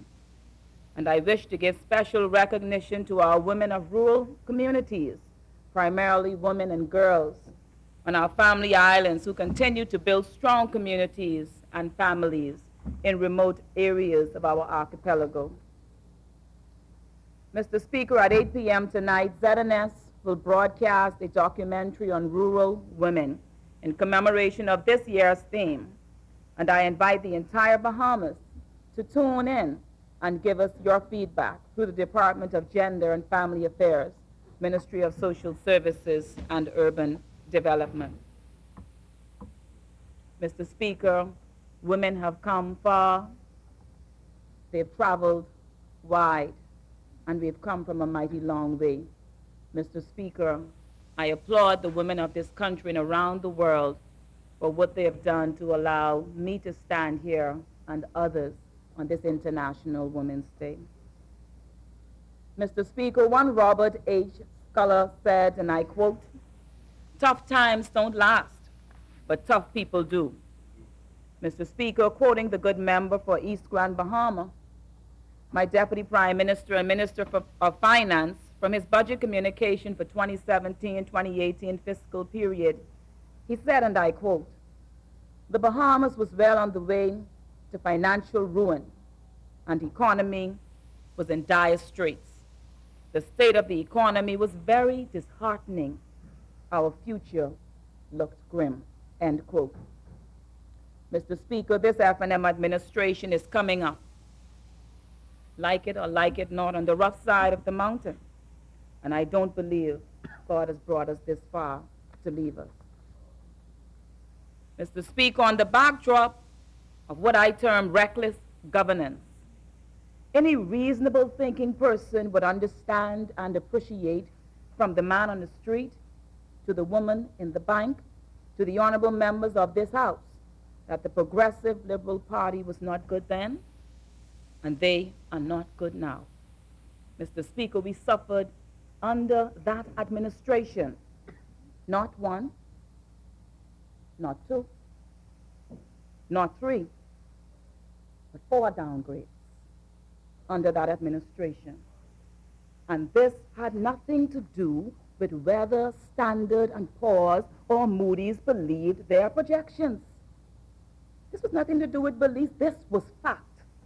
4 downgrades. Mr. Speaker, we suffered a downgrade trend under the PLP.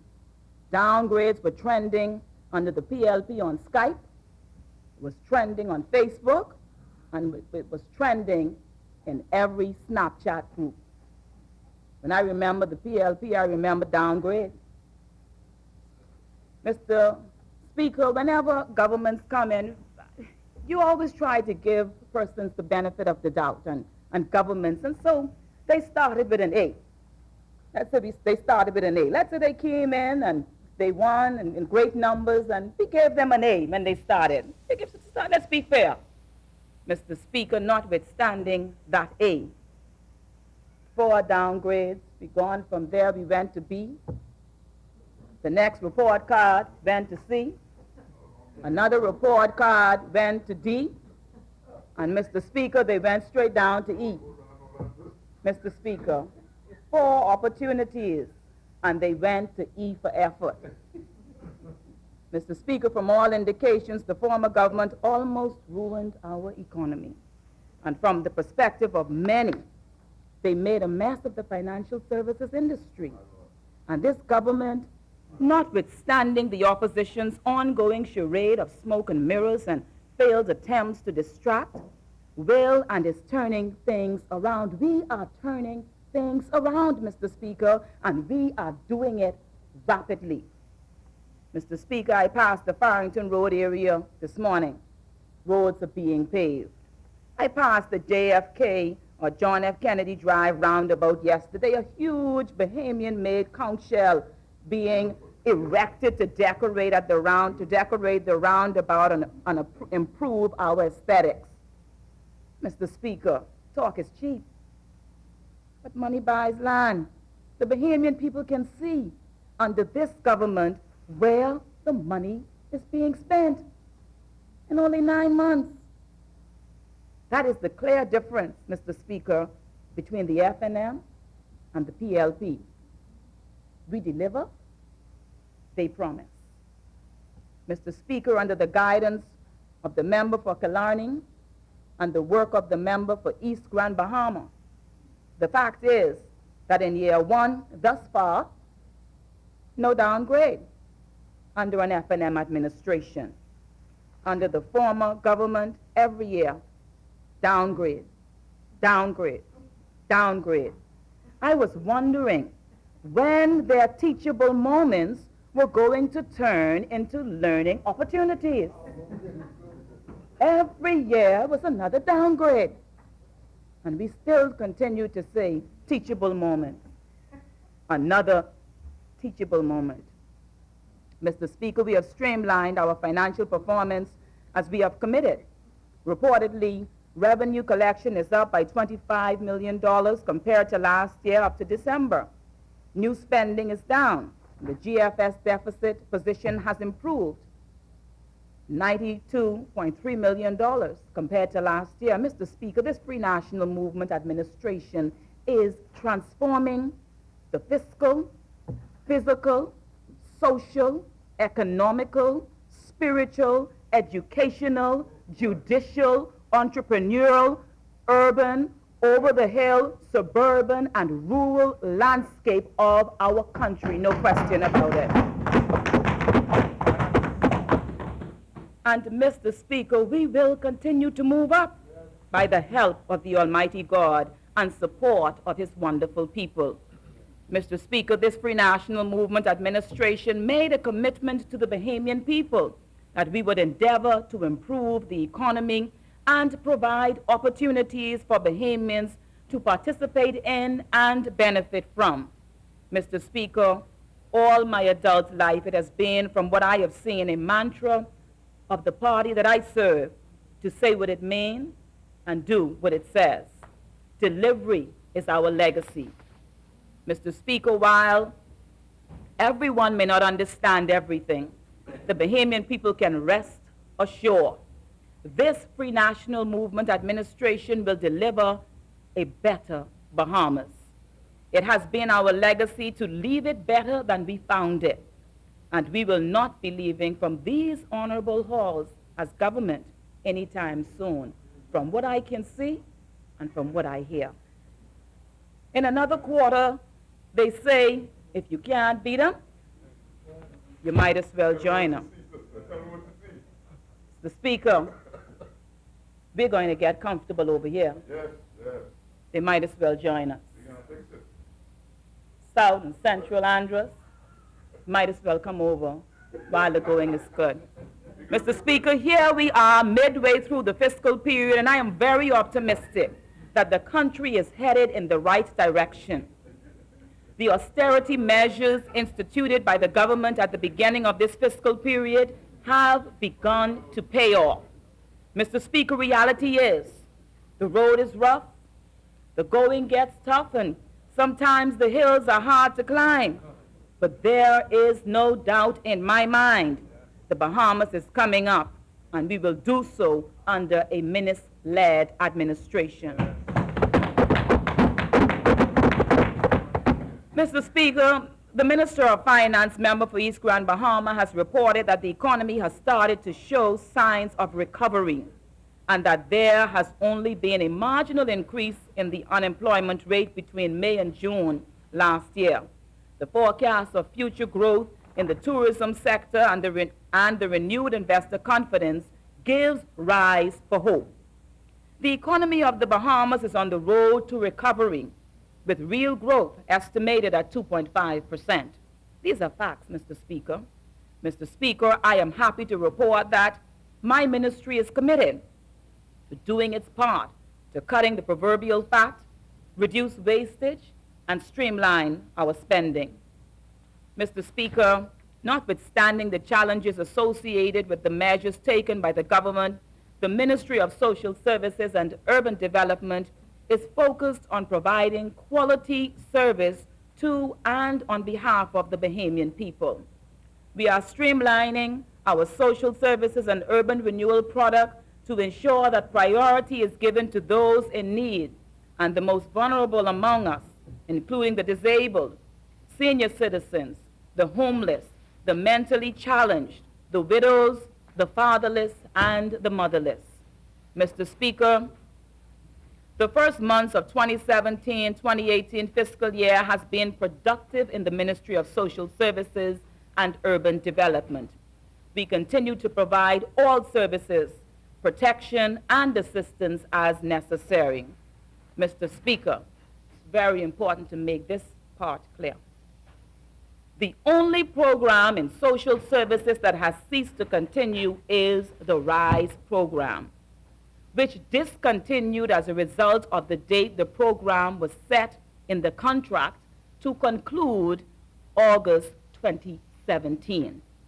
By letter dated the 27th of July 2017, the Inter-American Development Bank wrote, and I quote, "The program experienced execution challenges and achieved limited results."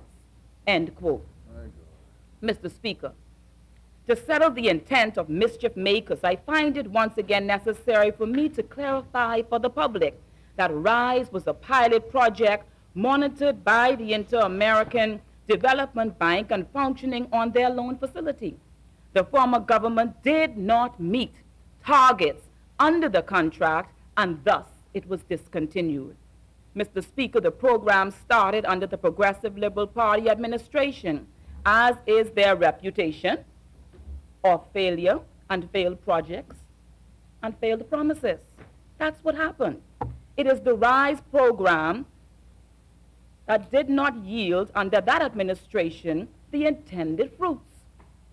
Mr. Speaker, if you plant a tree 5 years ago, I buy the property from you and the tree is not bearing fruit for me. Is it wise for me, Mr. Speaker, to keep that tree? Mr. Speaker. Mr. Speaker, it is very important for the public not to be misled on social assistance issues and for responsible people not to play politics with the Bahamian people on matters of sensitive concern and nature. Mr. Speaker, if there is any blame to be cast for the discontinuation of RISE, it rests solely at the feet of the former administration, and they ought to take responsibility. Mr. Speaker, the automated assistance program in social services continues. Clients still receive assistance by way of debit client cards. Uniform and educational assistance has continued. Rent assistance and emergency assistance remain intact. We continue to manage hurricane shelters and provide immediate relief in times of crisis. Mr. Speaker, any rumor that programs have ceased in social services is an untruth, and such storytellers should be exposed. The Progressive Liberal Party administration, in my estimation, simply mismanaged the loan facility. Mr. Speaker, I said in a press release produced by my ministry, we are focused on meeting the needs of people, not programs. And if the program is not working, it will not be continued. People is the priority of this government, Mr. Speaker. We put people first, and that is not a promise. That's what we deliver. Mr. Speaker, the disabilities community continues to be top priority in my ministry. The Disabilities Commission's tenure expired December past, only December past, and a new chairman has recently been appointed. In a recent press release, we advised the public that under the Persons with Disabilities Equal Opportunities Act 2014, the date for enforcement was December 31st, 2018, and the Commission is working tirelessly to ensure persons with disabilities have access to all facilities as far as practicable, and that the rights of persons with disabilities are upheld and equal opportunities provided. Mr. Speaker, my ministry is committed to promoting awareness of the rights of the disabled and educational sessions to sensitize the public of the needs of the disability community. Mr. Speaker, most recently, the Commission hosted in collaboration with the University of the Bahamas and the Law Society the inaugural Opportunities for Persons with Disabilities Conference on October 4th, 2017, to raise awareness of these issues. Mr. Speaker, the rights of the child is also of major priority. Mr. Speaker, the Department of Gender and Family Affairs is equally regarded with top priority. We held a wonderful celebration of National Women's Week in November past, 2017, and for the first time, celebrations were extended to 14 days rather than the usual 7 days. At that time, Mr. Speaker, we recognized the many female pioneers among us, in addition to a host of other activities geared toward uniting women. and we look forward to a greater experience this year. Mr. Speaker, as was stated earlier, today is International Women's Day, and I recently came from a room packed with women who have together committed to work together, notwithstanding our political differences or our separation due to archipelagic nature, to the archipelagic nature of our country. Mr. Speaker, women and girls came from throughout the length and breadth of our islands to gather in one room at the University of the Bahamas this morning in solidarity on the issue of gender equality and the empowerment of rural women and girls. Mr. Speaker, I challenge the women present to continue to build upon the strong foundation laid by our female matriarchs. We acknowledged women of 60 years and older, and the men who have created the pathway for us to travel. I have said before, Mr. Speaker, and I will say it again, and this is very important, because this perhaps will be a part of my legacy. I am not here to bash men, but I will do my endeavor to push the cause of women. Mr. Speaker, I commend the young girls, these young girls, Ms. Pearson, Ms. Saunders, and Ms. Ramming, who delivered powerful pieces on the role and journey of women. Tonight, I look forward to the broadcasting on ZNS of the documentary on rural women, prepared in honor of this year's theme, 8 p.m. I wish to thank Ms. Beverly Pickstock and her team at ZNS for their hard work. Mr. Speaker, Mr. Speaker, at today's Women's Empowerment Forum, hosted by the Department of Gender and Family Affairs at the University of the Bahamas, there was a strong showing of my fellow female parliamentarians, both of the lower house and the Senate. And for their support, I do thank them. I also want to mention, Mr. Speaker, the presence of the wife of the leader of Her Majesty's loyal opposition, who was present in support. Earlier this morning, Mr. Speaker, I had the pleasure to sit with the First Lady of our country and wife of our Honorable Prime Minister, Mistress Patricia Minnis, who attended the early morning breakfast at the United States Embassy in honor of Ms. Fotini Sam Duncan, this year's recipient of the U.S. Embassy's 2018 International Women of Courage Award. Mr. Speaker, Ms. Duncan has for years championed the cause of environmental protection, having founded the Re-Earth organization and served as an environmental watchdog. And she has been very instrumental in the Save the Bays and the work of Clifton Heritage Preservation and Development. Indeed, on this day, I congratulate her. Mr. Speaker, on the topic of women, on this International Women's Day, I wish also to acknowledge the women who have personally inspired me in the person of my mother, Pastor Lorraine Russell, and the matriarch of my family, my grandmother, Mistress Effie Bullitt Evans of the Ferry Exuma. Mr. Speaker, the Ministry of Social Services and Urban Development is undergoing, in the first year of my term as minister, a restructuring and reorganization exercise. Transformation will take place in 3 phases, the first of which is structure, the second is system, and the final is service.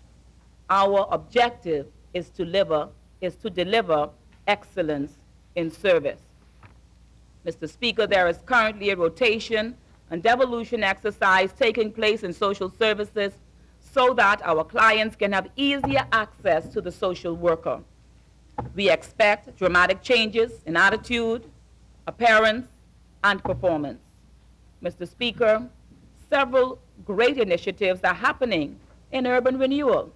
As a priority, we are reviewing draft legislation to give the program legislative teeth. Rebranding the centers in terms of appearance and philosophy, and simply enhancing what we have found. Mr. Speaker, it will be remiss of me to say that I found nothing in urban renewal. Indeed, there is a foundation that has been laid and we will build upon it to make it even better. Mr. Speaker, while social services focuses on the delivery of social assistance to ensure that persons attain and maintain an acceptable standard of living throughout the Commonwealth, hear the distinction. Urban Renewal provides programs that empower persons primarily in the inner city and over-the-hill communities, targeting the marginalized and disenfranchised. I think I ought to just sort of read that again. Mr. Speaker, while social services focuses on the delivery of social assistance to ensure that persons attain and maintain an acceptable standard of living throughout the Commonwealth, Urban Renewal provides programs that empower persons, primarily in the inner city and over-the-hill communities, targeting the marginalized and disenfranchised. A special feature of the program is also to enhance the immediate environment of urban communities so that the physical upliftment coincides with the community development. Mr. Speaker, under this new brand, One Urban, One Bahamas. Mr. Speaker, under this new brand, I did not say Urban Renewal 3.0. I said under this new brand, One Urban, One Bahamas, centers have been or is being established in all islands throughout the Commonwealth where there is a need to empower and provide the social assistance product of programs for personal development and empowerment. To ensure that Grand Bahama and the Family Islands are afforded equal access and opportunities to urban programs and products, 2 deputy directors have been appointed. This government, Mr. Speaker, is focused on building One Bahamas. Mr. Speaker, the government has hired qualified center managers and support staff to manage the centers to allow the police to focus on their role of community policing in the communities through the centers, and for social workers to focus on client assessments and counseling.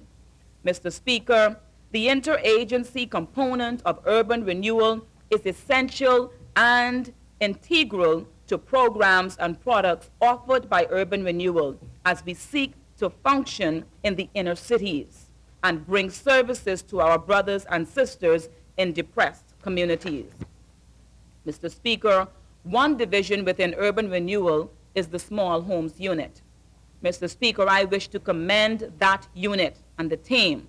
Since becoming functional in October of last year, they have already completed nearly 100 homes in need of minor roof repairs under the signature Minor Roof Repair Project. Mr. Speaker, this program was extended not only to urban constituencies, but to all communities in need. And Mr. Speaker, I can see why I have received calls from near and far, pleading to ensure that the urban renewal program remains vibrant and strong. Mr. Speaker, urban renewal and development is world-renowned. It has a built-in apolitical approach to community building, and such programs have received great recognition world around as essential for the development of heritage communities and areas with high population density. Mr. Speaker, we are leading the way on community program development through urban renewal, and thus we are strengthening the after-school program to focus on national examination assistance. We are continuing our partnerships with the LJM Maritime School and the Atlantic College and other tertiary providers to provide opportunities for persons who may not otherwise be afforded opportunities to be empowered. I wish to commend the over 40 students who graduated with their maritime certificates during the maritime graduation October past, and the over 75 students who received their GED or General Equivalency Diploma certificates as a result of the Second Chance educational program financed by Urban Renewal and facilitated by Atlantic College. Mr. Speaker, this program is for individuals, designed for individuals who did not complete high school. These individuals were given the opportunity to undergo a one-year course to receive their certificates. Mr. Speaker, I watched persons 40, 50, and even about 60 who was not able, for whatever the reason, to complete their education and receive a certificate, Mr. Speaker, with tears in their eye, with happy hearts and with joyful families, Mr. Speaker, they stood with their diploma in their hand. Mr. Speaker, that is what urban renewal is all about, empowerment. Mr. Speaker, it has only been 9 months and we have barely scratched the surface. We are looking into reviving the backyard farming initiative through urban renewal and launching the Urban Cadet Corps to capture our adolescents during the difficult period of peer pressure and them building their identity and discipline and self-esteem. Mr. Speaker, the Department of Rehabilitative Welfare Services has turned its focus on strengthening our resources to better provide for family planning and juvenile assistance, in addition to effective rehabilitation programs for ex-offenders. Mr. Speaker, of a major concern is the need for spent offenses to be removed from an individual's record where they have paid their dues to society and have moved on to live productive lives. Mr. Speaker, too many of our young people are falling through the cracks because they are being denied opportunities by a system that is antiquated and not sufficiently proactive and progressive. Mr. Speaker, ageism, discrimination against one because of their age, in particular, I'll just say seniors for now, because young people are discriminated against as well. But ageism cannot and should not be tolerated, and thus, the Senior Citizens Division of Social Services will partner with Urban Renewal to ensure our retirees who can yet make a contribution have opportunities for gainful employment and that the rights of older persons are recognized by family members and that they are protected. Mr. Speaker, senior citizens matter. Mr. Speaker, as a result of the audit report of 2014 and 2015 for both Urban Renewal and Social Services, there is a critical need for a compliance unit by which we can ensure proper procurement and compliance procedures and processes are being adhered to. Mr. Speaker, it is my endeavor that all clients are registered throughout the Commonwealth, have social service identification for the purpose of data management, client application tracking, and to bring a greater degree of efficiency to the delivery of assistance, service, and benefits for the Bahamian people.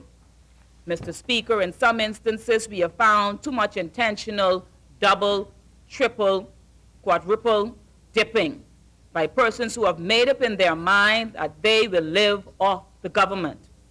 Mr. Speaker, they want rent assistance. Some persons want automatic monthly food assistance. They want uniform assistance, and they want emergency coupons far too often. Mr. Speaker, we are reviewing the assistance register to ensure assistance is in compliance with priority of clients. Mr. Speaker, as I said before, the disabled, the seniors, the indigent, the motherless, the fatherless are of top priority for social services. Mr. Speaker, social services is given a budget, and I intend to work along with the Ministry of Finance, or my ministry intends to work along with the Ministry of Finance to ensure that wastage is reduced and that we are not giving what we do not have in social services. Mr. Speaker, at the end of the day, we must all work together to rebuild our financial standing if we are going to compete on an international scale. We are going to attract investment and transform the economic landscape of our country for the empowerment of our people. Mr. Speaker, Social services will continue to weave a strong thread to strengthen the social fabric of our society. And as I said before, it was a mark of brilliance on the part of our Prime Minister, the Honorable Member for Kalani, to join social assistance with empowerment programs for the personal development so we can track and effect change in a meaningful way. The goal of social assistance, Mr. Speaker, is not to get people on social assistance, but rather to get people off. And by tying these two entities together, we can definitely track social progress. Mr. Speaker, I am happy to report that the public will see uniformity in the appearance and programs at all centers in New Providence, Grand Bahama, and throughout the Family Islands as we create one urban, one Bahamas. Each center will, by display, honor a senior citizen in their community annually, whose name will be displayed at the respective center in their honor while they are living. Mr. Speaker, too many times we only honor the dead. Someone say, give me the flowers while I'm living. This F&M government, Mr. Speaker, will do just that through the hybrid vehicle of urban renewal and social services. Mr. Speaker, social services will provide social service assistance, and urban renewal will provide personal development and community upliftment programs to empower our people. Mr. Speaker, we remain under the motto, we care, and our theme is people serving people. The staff, Mr. Speaker, will undergo extensive training, especially in the area of customer service.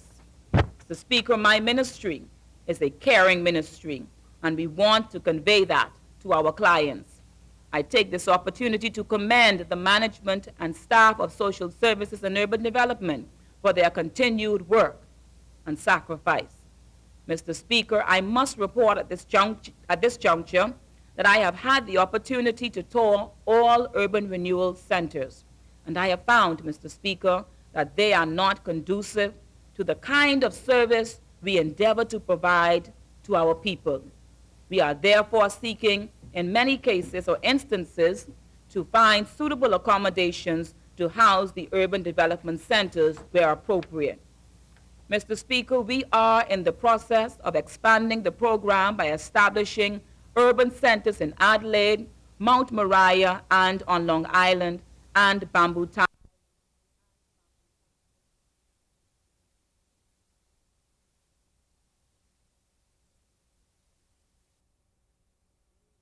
Centers where appropriate.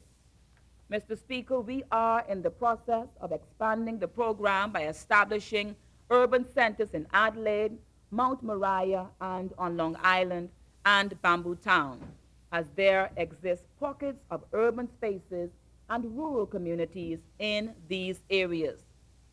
Mr. Speaker, it is our intention to leave no one behind on this train to a better Bahamas.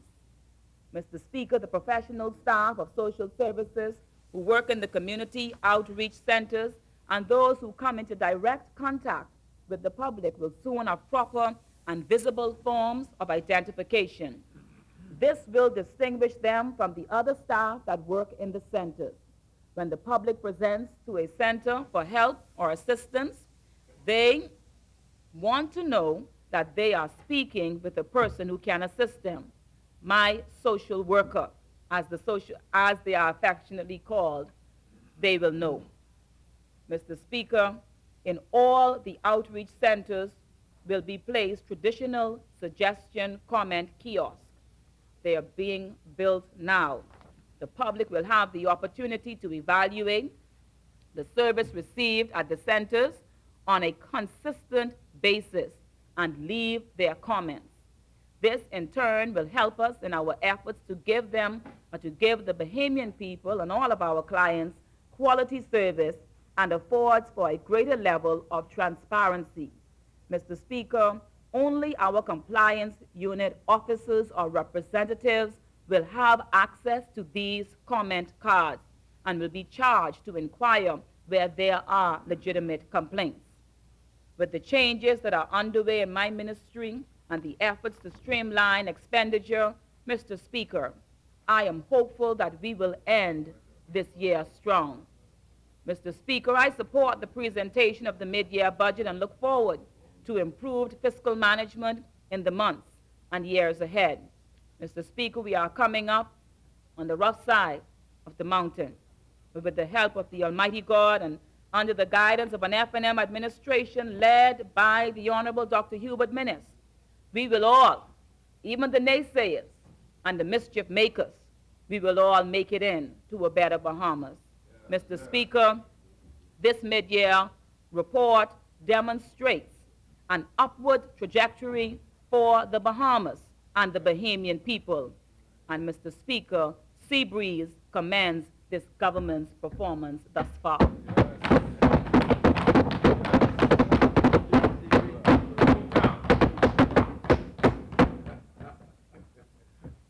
As many, Gone on that? the chair recognizes the honorable member for Michael.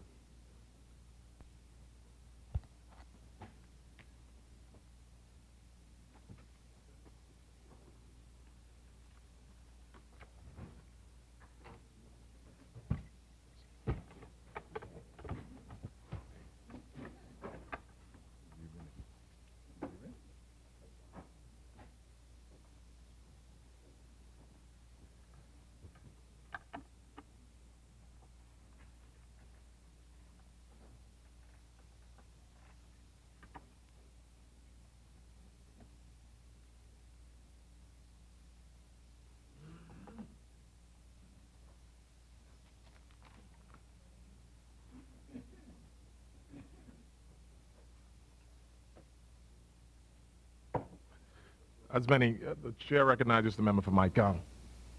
Thank you, Mr. Deputy Speaker.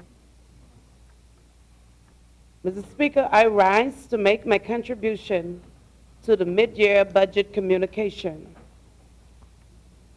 But before I do, I want to thank the Almighty God for bringing me back safely to this honorable place.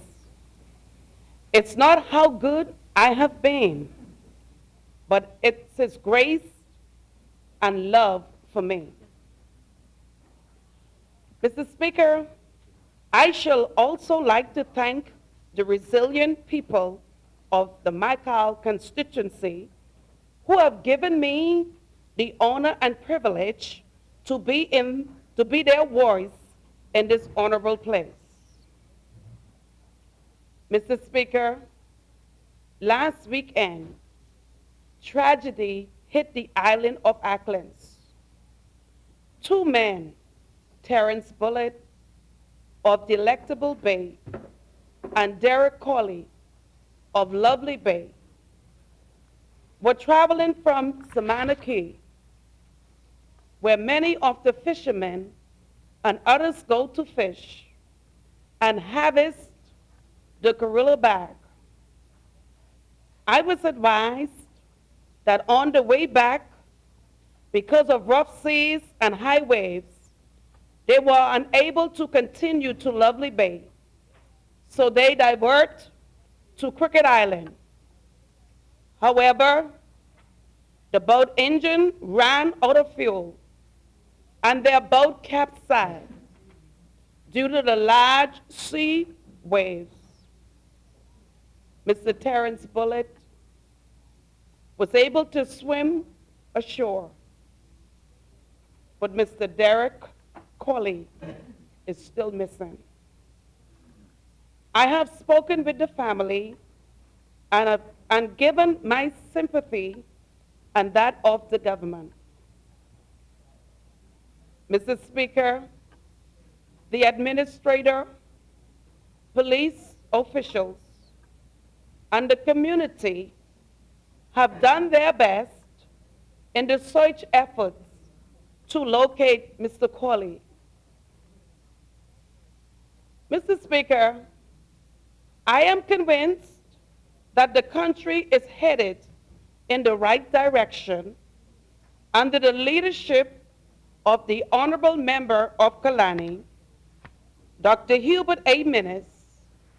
I want to thank him for giving me the opportunity to serve his government. I assure him that I will serve to the best of my ability, and that with honesty and transparency. I am not afraid to make decisions and to do what is right. Mr. Speaker, the truth is no government will be able to please all of its people, but you must do the best for as many people as you can. Mr. Speaker, I believe that there is hope, and this nation's economy is going to experience further strengthening, no matter how small it seems now. Mr. Speaker, we must continue to do all that's in our power to increase the confidence of the best investors to come to our country. Yet at the same time, Mr. Speaker, we must do what we can to cause the Bahamian investors, and we must do what we can to cause the Bahamians to invest and feel confident to invest at home. They too must continue to receive the red carpet. Mr. Speaker, as I stated, I am convinced that we are headed in the right direction. The Honorable Minister of Finance has his compass set on economic recovery and no doubt a balanced budget. So like Brother Paul of the Bible, all he and the government have to do is forget the naysayers and the distractors. Remain focused and press for the prize of economic recovery, a balanced budget, jobs, and a better life for every Bahamian. Mr. Speaker, I share the view that we need a Fiscal Reporting Act. However, this act may not completely prevent the government from doing what it needs to if there's an emergency, and it can be justified if there is a need for loans, etc. Mr. Speaker, the Michael constituency have to be a part of this economic recovery, the jobs, and those who experience a better way of life. We're not asking for much. We just want what belongs to us. Mr. Speaker, there must be some or greater focus on the family islands. I must say again, there must be some or greater focus on the family islands in the southeastern Bahamas.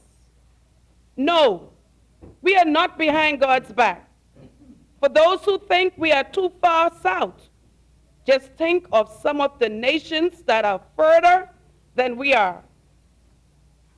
Mr. Speaker, the people in the Michael constituency are resilient, and they want their contributions, and they want to make their contributions to the growth and development of this nation, but they must be given the chance. Mr. Speaker, last year, I led a delegation of professionals in the Michael constituency. Town hall meetings were held on each of those islands, with exception of Long Key. We looked at land on each of the islands for business and development. Mr. Speaker, the island councilors, residents, and former residents were excited about what they saw, heard during the last year's visit. Mr. Speaker, Megona is a wonderful place, and many of the residents and business owners from there want the best for their islands. As a matter of fact, I met with several of the leading business persons from Megona on Friday, March 2nd at Cousin McPhee Cathedral. The meeting was most rewarding. Meetings like these would be held with business persons from the other islands as well to encourage them to return to the various islands and make investments. But we need the help of the government with the granting of lands and other incentives.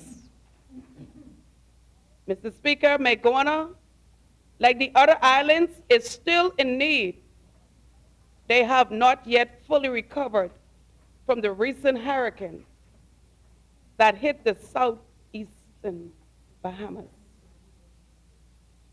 Mr. Speaker, Megona is in urgent need of works to its airport. In particular, its terminal building. When it rains, there's no way to go. The harbor in Pirates Well, where the mailboat comes in, is in urgent need of drenching.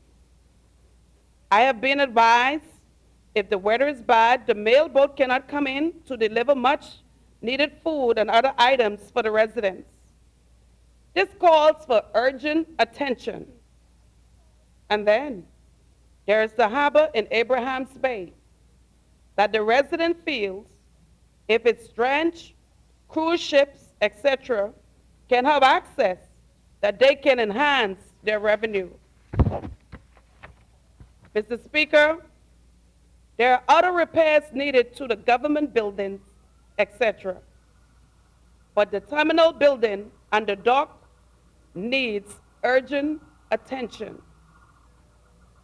Mr. Speaker, Inagua, while it may not have as much problems as the other islands, there are still many residents who need assistance from the last hurricane.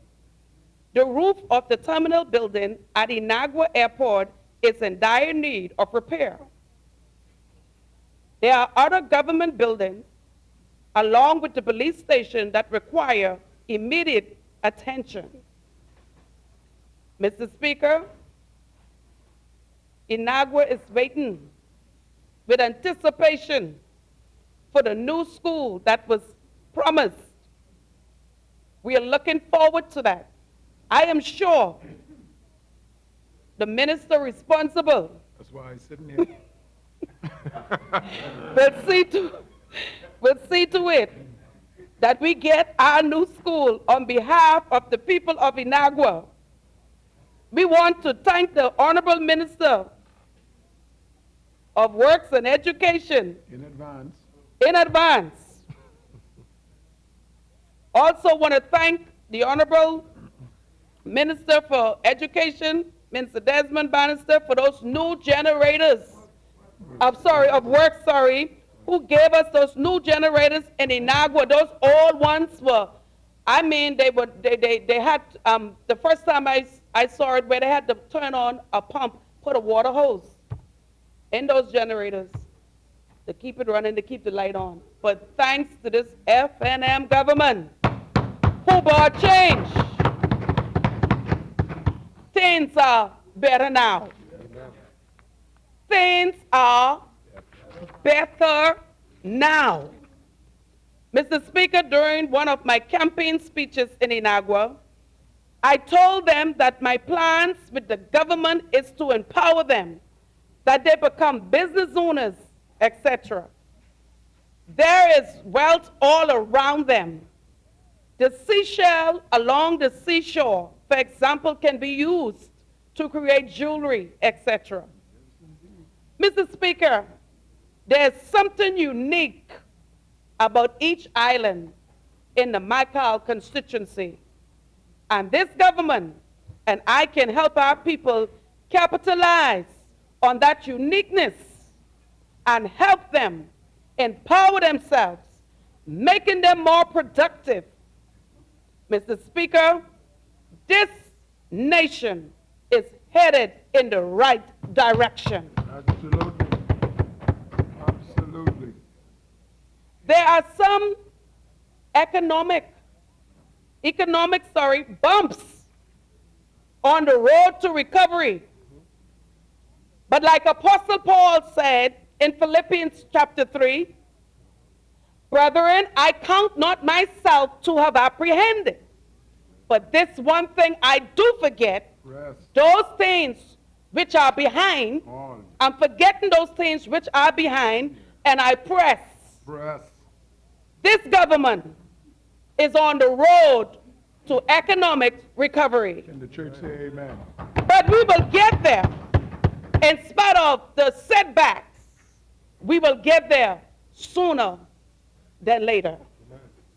Mr. Speaker, Cricket Island, like other islands, need repairs to their roads, the docks, the mailboat, and of course, the runway in Cricket Island needs extension. The seawall and the ferry dock. Like other islands, many of Cricket Island residents are still in need of assistance due to the impact of the recent hurricanes. Mr. Speaker, Acklins is a unique place. I mentioned earlier about the tragedy with the young man at sea. Mr. Speaker, many of the people of my Cal constituency are faced with high electricity bills. And for many of them, the problem is the length of time before someone comes to collect payment. And as a result, most of them have been disconnected. There's also a problem in Acklins with the post office. The dock needs attention and some work needs to be done to the airport. Mr. Speaker, during my campaign, I told the people of Acklins in Salina Point that my plans with the government is to empower them and cause them to become business owners, creating their own destiny, and not be dependent on the government. There's something unique about each island in my Cal. And with the help of the government together, we are going to find that uniqueness in Acklins and make them a great and self-sufficient people. I told the residents of Acklins that they can take that check to the bank and it will not bounce. Mr. Speaker, some of them told me that the check bounced. But you know what? I'm writing them another check. Because this country is headed for economic recovery and better days are ahead. Absolutely. Wealth is still all around my people. Wealth is still all around my people. The Casarilla 3-bag that many of Acklins Islanders make their income from. We must do all in our power to assist them and expand this industry. Mr. Speaker, I had the opportunity to attend Salina Point Homecoming during the week of February 24th. It was great. It shows the resilience. Even though they are still rebuilding, they are still in the rebuilding process after several hurricanes. They are still able to host an excellent homecoming. I therefore commend the homecoming committee. Mr. Speaker, Salina Point is a beautiful place. They still want to know if there's any plan for the area that is called the Bight, where they were promised a port by the previous government. As I have said during my campaign, My government will do whatever we can to make it happen. Mr. Speaker, as you may know, in Salina Point, all but 4 persons were evacuated during Hurricane Irma. There's a need for a community and a hurricane center. Together, we will make it happen. The people of Salina Point and Michael say thanks again to this F&M government. Mr. Speaker, Long Key, even though there are few people are in need of help, the road which was started needs to be completed. Mr. Speaker, as I mentioned, this government is headed in the right direction. And I know we are going to experience economic recovery. Mr. Speaker, it is my view that the Bahamian people expect great things from this government. Like no other government, this one is being held to the highest standard. You see, Mr. Speaker, there are many of us here who are men and women of God. The Bahamas, especially those who know us, expect us to stand. They want to see a new day in this honorable place. Mr. Speaker, the people heard that it's a matter of trust. Did they trust all? They heard, believe in Bahamian. Did all Bahamians feel that they were a part?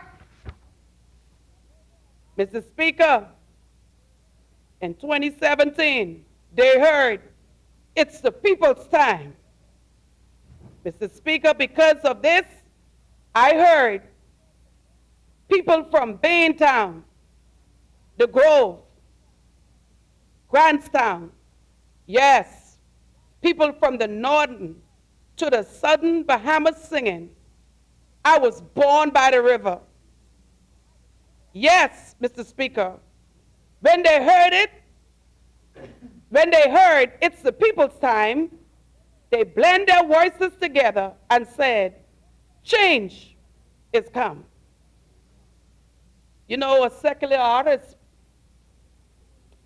I've heard Luther Vandross sang that song. It's been a long time coming. Sam Cooke. But I've heard, I love Luther Vandross' version. Otis ready? And the thing about change is that whether we are ready,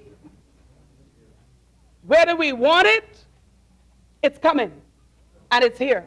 Amen. And like they said that they blend their voices together and said change is here. When we came into power on May 10, 2017, it was a sweeping victory. And I knew it was not just by might, Mr. Speaker, nor by power, but it was by God's divine favor and assignment. We want to continue to show the Bahamian people that when we said it's the people's time, we meant that. They will feel it, they will see it, and they will touch it. Mr. Speaker, the people of the Bahamas expect and want the best, and we must give it to them. Mr. Speaker, I want to say to the Bahamas, change has come. Watch, wait and see. Mr. Speaker, Michael supports the midterm year budget. God bless.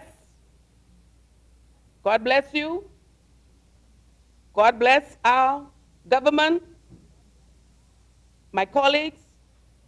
God continue to bless the Commonwealth of the Bahamas. And it's my prayer that our wealth become more common. Michael's constituency, we support this bill. Thank you, Michael. As many, the chair recognizes the member for Central and South Apico. Thank you, Mr. Speaker.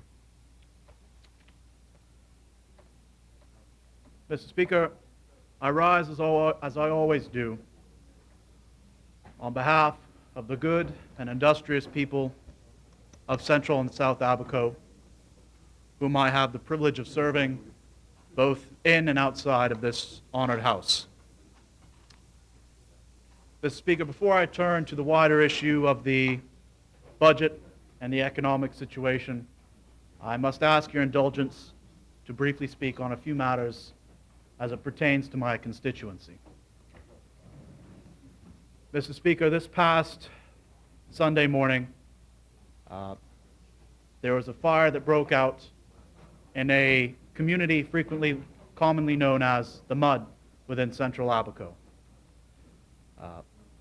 The police and the volunteer fire services got the initial reports in the very early hours of Sunday morning.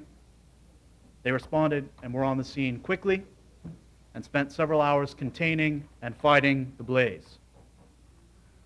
I would be absolutely remiss if I went any further without expressing my sincere and very heartfelt thanks to the volunteer fire services, to members of the Royal Bahamas Police Force, the Royal Bahamas Defense Force, the Department of Social Services, the Red Cross, and both Alive and BTC in their efforts during the fire and assisting in the relief efforts and the aftermath. I would like to sincerely and publicly thank and commend them. They are much, much appreciated.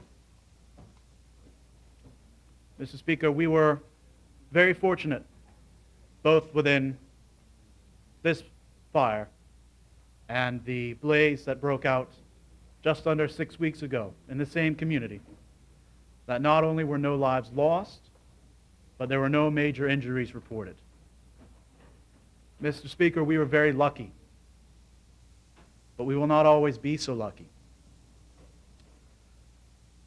Both the Prime Minister, the member for Killarney, and my colleague, the member for North Abaco, have spoken about the policy directives as it pertains to sites of illegal construction and otherwise known as shanty towns. And I think it's important to acknowledge that these are issues of collective responsibility. They are issues of collective responsibility, Mr. Speaker. By trying to cast blame at any specific individual, agencies, groups, we are not being progressive in the actions we need to take. It's going to take some broad efforts, and it's going to take all of our efforts, both on the community level and on the part of the government, to factor into things like inclusion into society, containment, prevention of further development, and other much broader issues. But, Mr. Speaker, that is absolutely, and I want all of my constituents and the persons of Abaco to hear me when I say that. It is an issue of collective responsibility that we all need to work together on. Mr. Speaker, I must also speak to recent outages and challenges as it pertains to the electricity supply within my constituency and the entirety of the island of Abaco. All Abaconians know this is just a part of continuing issues and challenges that have been going on for quite some time. They are frustrated, and I want to tell them that they have every right to be. They are accurate in those feelings. They are very concerned. The outages are detrimental and unfair not only to the citizenry who are paying their bills, but also detrimental to our economy, and I must be so bold as to say the economy of the country as a whole. They're very cautious and apprehensive about what they can expect this summer when we occur and reach traditional increased outages and challenges, and they want to know that the government has heard them on this. And I'm here to say that I know I speak not only for myself, but my colleague, the member for North Abaco, that this is a very important issue, and it's been on the forefront of our minds. We recognize how important this is, and I know you have not only our commitments, but the commitment of the executives at the Bahamas Power and Light. And Mr. Speaker, if you'll allow me, both today and yesterday's session, had some of my parliamentary colleagues speak very highly of the member for Carmichael. My apologies. And I don't wish to be outdone in that, Mr. Speaker. So please allow me to say that I have the greatest respect for the member for Carmichael and the greatest confidence in him, not only as an individual, as a person, but also in his capacity now as the Minister of Works. I can assure my constituents and the people of Abaco that he has done nothing but be as accommodating as possible in working with me, hearing my concerns, and directing the various bodies and agencies under his portfolio to act on those effects. And I'm very honored to say that not only can I call him a colleague in this House, but also I'm very happy that I can call him a friend as well, Mr. Speaker. So I wish to re-cement that to my constituents, that not only do you have both of the members of Abaco who fully appreciate and understand this challenge, but also a minister who is committed, cognizant, and is willing to work with us to resolve these issues. Mr. Speaker, a little earlier today in the session, I listened very intently to the member for Mount Moriah in his capacity as the Minister of National Security.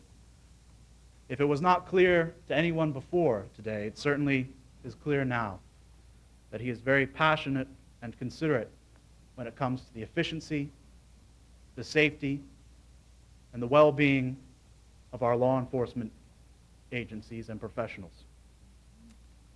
They work very hard, Mr. Speaker, and they frequently have to put their own health and safety on the line in order to do the jobs that they are tasked with doing on all of our behalf. Like the member for Mount Moriah, I too care deeply and respect all of our uniformed law enforcement agencies, inclusive of members of the Royal Bahamas Police Force, Royal Bahamas Defense Force, customs officers, immigration officers, et cetera, et cetera. And I can tell you, just like all across the length and breadth of this country, in Abaco, these individuals are doing the best of their ability with sometimes limited local resources or limited local support. And I know they continue to operate as best they can despite these challenges. And I can just, if you'll allow me to take the opportunity to say that, like the member from Mount Moriah, I too support them and will continue to lobby on their behalf and work with the government in whatever way possible to get the equipment, the personnel, manpower, facilities, what they will need to continue to grow more and more efficient and safe in carrying out their duties. Mr. Speaker, yesterday during the member for East Grand Bahama in his capacity as the Minister of Finance, he addressed something which I feel I need to touch on again today because it was so pertinent. He was addressing the expression of concern that comes from the side opposite, but also from others outside of this House, when he was refuting or addressing when the statements come forward as to when are we going to stop talking about the efforts or the actions of the past administration. When are we going to just stop talking about it, move past it, and get on with it is what we need to do.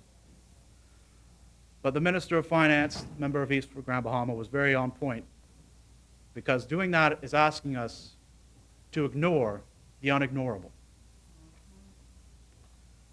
The state we met the country in affected and continues to affect every decision that the government has to make. You cannot simply bypass the state of the economy, the state that it was met in. Mr. Speaker, if you'll forgive me to slip into the allegorical for a moment, to me it is as if a couple moves into a house, and upon moving in, discovers that the previous owners left a massive hole in the roof right above the bed in the bedroom. And after a few days, the wife begins to ask the husband, when are you going to get around to fixing the kitchen or adding on to the garage like we had spoken about? And he has to explain, we have to fix the roof. You can't sleep. I can't focus. I can't rest. This is preventing everything else. You're having to pinch every penny and spend all your time in repairing this critical issue, bridging that gap, forgive me. So, Mr. Speaker, that is the situation that we've been left in. And I think the Minister of Finance touched on that quite well and much more thoroughly than I will. So that is what every motion and measure up until this point has been about, Mr. Speaker. Another figure the member for East Grand Bahama gave in his contribution yesterday is, I believe if I'm understanding correctly, at the end of the last administration's fiscal year, I believe they had an excess of 2,000 persons on the direct government payroll. I believe I'm correct in understanding that. Mr. Speaker, I think it's fair to say that in a nation the size of ours, an additional 2,000 persons on direct government payroll is not insignificant. It's not insignificant. But more so than that, Mr. Speaker, I think it represents a flaw in economic ideology, if you will. Now, before I continue, let me preface the next few statements by saying this. All governments need persons to work for them and on their behalf. Persons in all technical, administrative fields at every level. They are needed, and when they are doing their jobs, they deserve their fair salaries and fair benefits. All governments need persons to work for them. That is not the point that is being argued, Mr. Speaker. But if the government, or any government, is serious about creating stable, gainful employment for its citizens, artificially generating jobs or using government agencies as employment agencies is not the way forward. If the government, any government, is serious about generating stable employment opportunities and gainful employment opportunities, their focus should be on creating policies and policy directives and fostering an economic environment that is conducive to the healthy growth of both foreign and domestic responsible investment. Mr. Speaker, please let me repeat that. Both foreign and domestic responsible investment. These enterprises are really and truly what should be driving an economy. In a healthy economy, these are the enterprises that should be creating jobs and job demand, paying salaries, providing benefits and the opportunities for upward mobility, and then leaving the room open for Bahamian ownership and equity. By creating, if you'll forgive me, superfluous government jobs, it leaves Bahamians open to uncertainty about their own career paths. Superfluous, that's exactly what it is. Not only does it leave them open to uncertainties as it pertains to their job and their financial future, but it also has the very worrying and very concerning possibility of leaving them open as a tool of political exploitation or coercion. And that is unfair, and that's not what our society and our economy should be about, Mr. Speaker. That's not even to mention that in an economy such as ours, where we are already cash-strapped, taking on an additional 2,000 direct salaries is not a smart move. Not at all. Not smart, Mr. Speaker. Mr. Speaker, we've spent a lot of time, and I'm sure we will continue over the next sessions until this is complete, examining many elements of not only the past administration, but our own way forward, which we are forging. And I think it's so clear to any person within this House, but any outside observer, that the legislative agenda, not the talk, not the rhetoric, Mr. Speaker, but the legislative agenda that has been put forward up until this point, and that is continuing in the future, is about getting our economic house in order. Because that is the most important thing, Mr. Speaker. If we cannot build our credibility and our stability as far as meeting the government's requirements, not to mention our own future goals that we hope to establish, are going to get increasingly more and more difficult. That is why it's taking precedence. That's why it's taking priority. It's about getting our economic house in order, Mr. Speaker. This government, led quite capably and honorably by the Prime Minister, the member for Killarney, has recognized that, of course, which is why we have seen the bill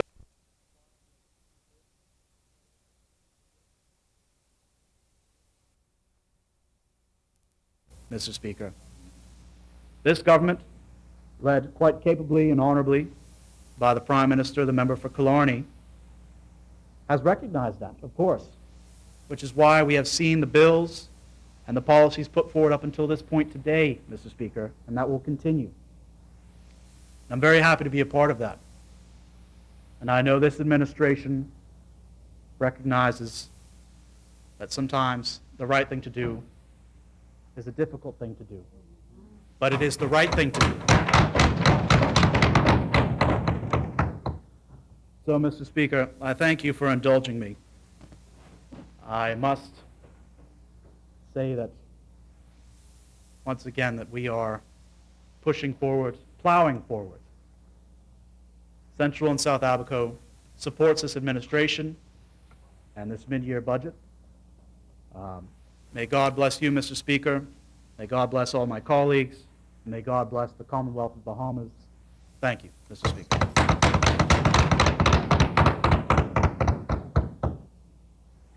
As many.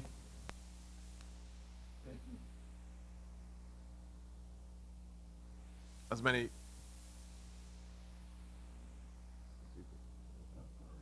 chair recognizes the honorable member for Elizabeth. Thank you very much, Deputy Speaker. It is absolutely a pleasure to stand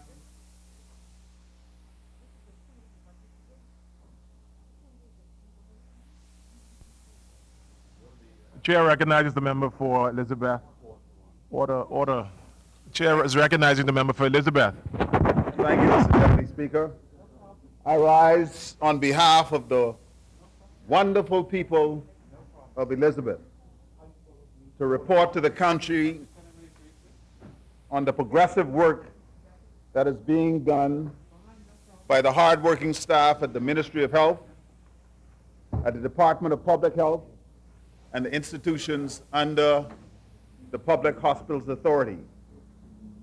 It's been 10 months, Mr. Deputy Speaker, and I can still count it a privilege to have been asked by the Prime Minister, the member for Killarney, Dr. the Honorable Hubert Minnis, to serve as the Minister of Health, with responsibility for the delivery of health care throughout the archipelago, and to work with the talented and dedicated staff from the Ministry of Health, from the Department of Public Health, the PHA, and also the National Health Insurance Authority. There is no question that our health agenda is ambitious. There is no question, Mr. Deputy Speaker, that we have phenomenal challenges. And what we have tried to do is to be honest, to be direct, and to be straight with the Bahamian people. We're not prettying it up, we're telling it like it is. But make no bones about it, Mr. Deputy Speaker. We understand that every Bahamian, from Inagua to Acklands, Crooked Island, Maguana, Ragged Island, Long Island, San Salvador, Cat Island, Eleuthera, Exuma, Andros, the Berry Islands, Abaco, Bimini, Grand Bahama, and New Providence are all entitled to the best health care that we can afford and of which we are going to deliver.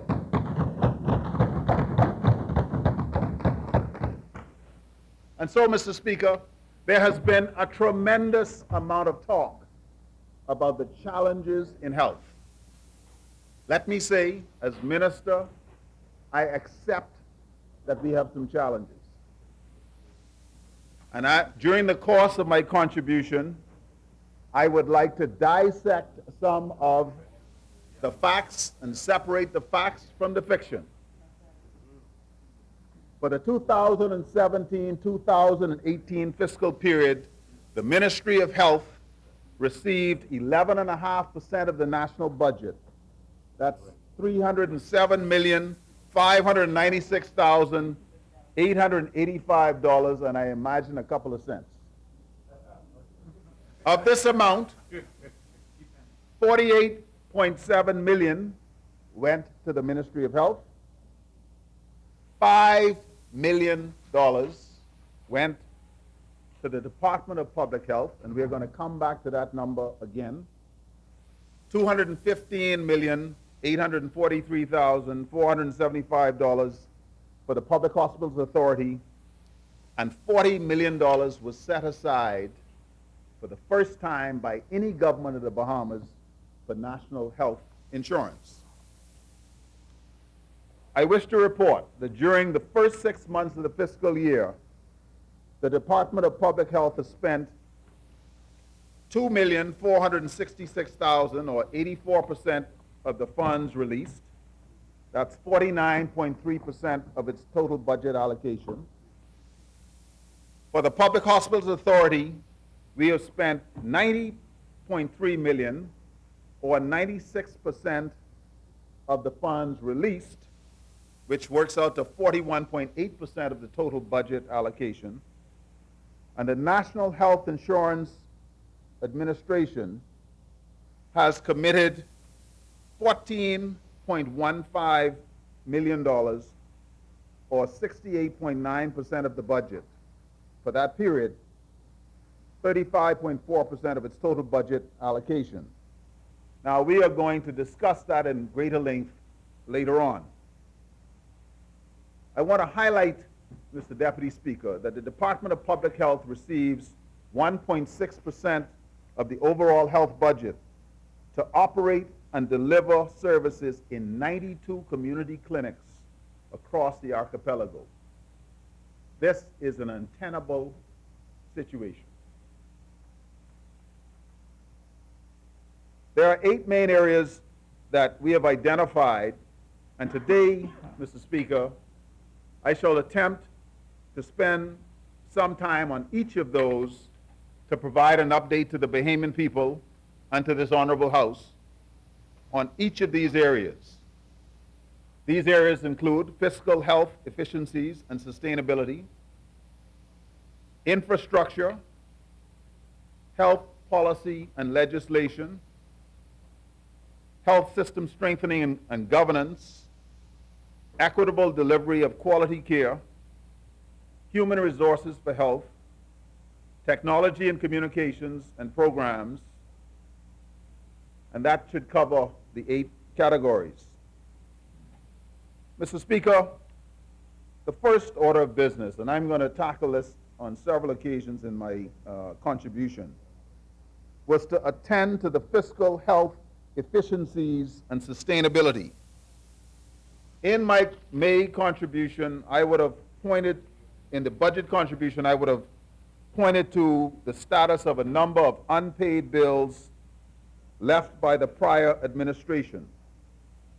We had vendors for drugs, vaccines, bills related to dialysis, chemo and radiation therapy. We had salaries for nurses, physicians, and other categories of staff that were owed and not paid. During this fiscal period, Mr. Deputy Speaker, we encountered an urgent situation where the Public Hospital Authority bills were unpaid, and we required $10 million from the National Health Insurance budget in order to ensure that the public's health could be maintained through the Public Hospital Authority. So we sought the emergency use of National Health Insurance funds in order to keep services available in the Public Hospital Authority. Now you may wonder, how did we get into this state? What is interesting, and I would have mentioned previously, that in the lead up to the 2017 general election, the Public Hospital Authority was given the task of managing a number of capital projects unrelated to the remit and mandate of the Public Hospital Authority. These included renovations at the Abaco Mini Hospital, $709,000. Renovations at the Acklands Salina Point Clinic for $386,000, of which $63,000 had been paid. And as at December 31st, 2017, the Public Hospital Authority still owed $322,661. I could go on and name all of them, Mr. Deputy Speaker, but a number of members of Parliament would have been contacting me to ask me about the status of renovations. The member for Mangrove Key, South and Central Andros is not with us this afternoon. But the Public Hospital Authority would have been saddled with a contract to a David H. Roll Construction for the public clinic in Mangrove Key, contract of $2.3 million, a payment of $390,514.05 was made, and as of December 13, 2017, the PHA had an outstanding debt still of $1.916 million. The architectural fees had a residual amount of $173,910 still owed, for a total in Mangrove Key of $2.09 million. When we go to Nicholstown, to Andrew Roll Construction and Goodwin Cargill and Associates, a total of $2.154 million owed as of December 31st, 2017. Again, Mr. Speaker, bear in mind that the Public Hospital Authority has carriage for the Princess Margaret Hospital, the Rand Memorial Hospital, the Sandilands Rehabilitation Hospital, all of the public health clinics in Grand Bahama, what used to be called the Bahamas National Drug Agency, and the Emergency Medical Services. Where Mangrove Key Clinic, Nicholstown Clinic, now this one is interesting. This is the Spitz Bay Clinic in Cat Island. The Spitz Bay Clinic in Cat Island, and Cat Island does not come under the Public Hospitals Authority. However, in a cabinet conclusion that I would have mentioned at the previous presentation, the Smiths Bay Clinic, one of 3 clinics to be built in Cat Island, was convened Fred Brown and Sons Construction for a total cost of $6.631 million. How much people live down? A payment was made for $663,000, with a balance owing as of December 31st, 2017 of $5.968 million. Now, the buildup of clinics in Cat Island, Mr. Deputy Speaker, was a very controversial topic. And after being approached and having discussions, we sought to objectify, because a statement was made that all persons, and I'm paraphrasing, that every Bahamian is entitled to quality health care, a point that I agree with. We looked at the provision of health care services across the entire archipelago from 2005 to 2017. And what we found from island to island, that interestingly, that the number of visits to clinics in Cat Island has been decreasing by almost 40% per year in that time period. Interestingly, when we look further at the utilization patterns of these clinics, what we saw was that in an entire year, in the entire island of Cat Island, that there were less than 6,000 clinic visits per year. That's for all of the clinics. We then looked at the anticipated build-out at the 3 clinics proposed in Cat Island, and extrapolating on the basis of daily, weekly, monthly, and annual utilization, it became clear that of the 3 new clinics being built in Cat Island, that the average utilization patterns predicted on the basis of year over year over year over year utilization, that some of these clinics would have less than 10 patients per day. Less than 10 patients per day, Mr. Deputy Speaker. So imagine a $6.6 million facility. The carrying cost for that facility, the staffing cost for that facility, the security cost for that facility, the cleaning cost for that facility, to see 1 patient an hour on average. 1 patient an hour on average. Now, when we look at the recommendations put forth by the technical team in the Department of Public Health, there were recommendations made in 2015. And I just refer to the clinics in Cat Island included Baintown, which has been taken out of operation, Orange Creek, Smiths Bay, and Old Bight.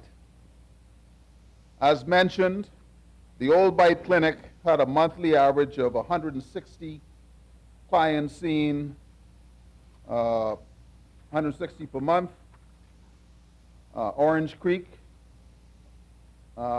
daily 36 patients, weekly 180, monthly 900. Smiths Bay, monthly about 100 to 250. The recommendations made: Old Bight, closure not recommended; Baintown, closure recommended; Orange Creek, no closure recommended, but there were recommendations made to reduce the build-out to be more appropriate for the population size. The population size in Cat Island, depending on which census you use, is anywhere between 1,200 and maybe 1,400. I stand to be corrected. And so, Mr. Speaker, we are not in the slightest bit interested when we look at these commitments to the Bahamian people of disenfranchising any human being. All are precious in God's sight.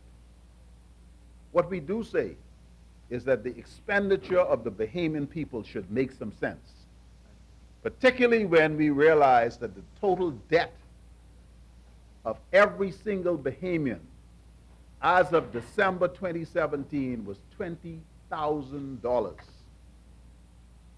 $20,000 owed by every man, woman, and child.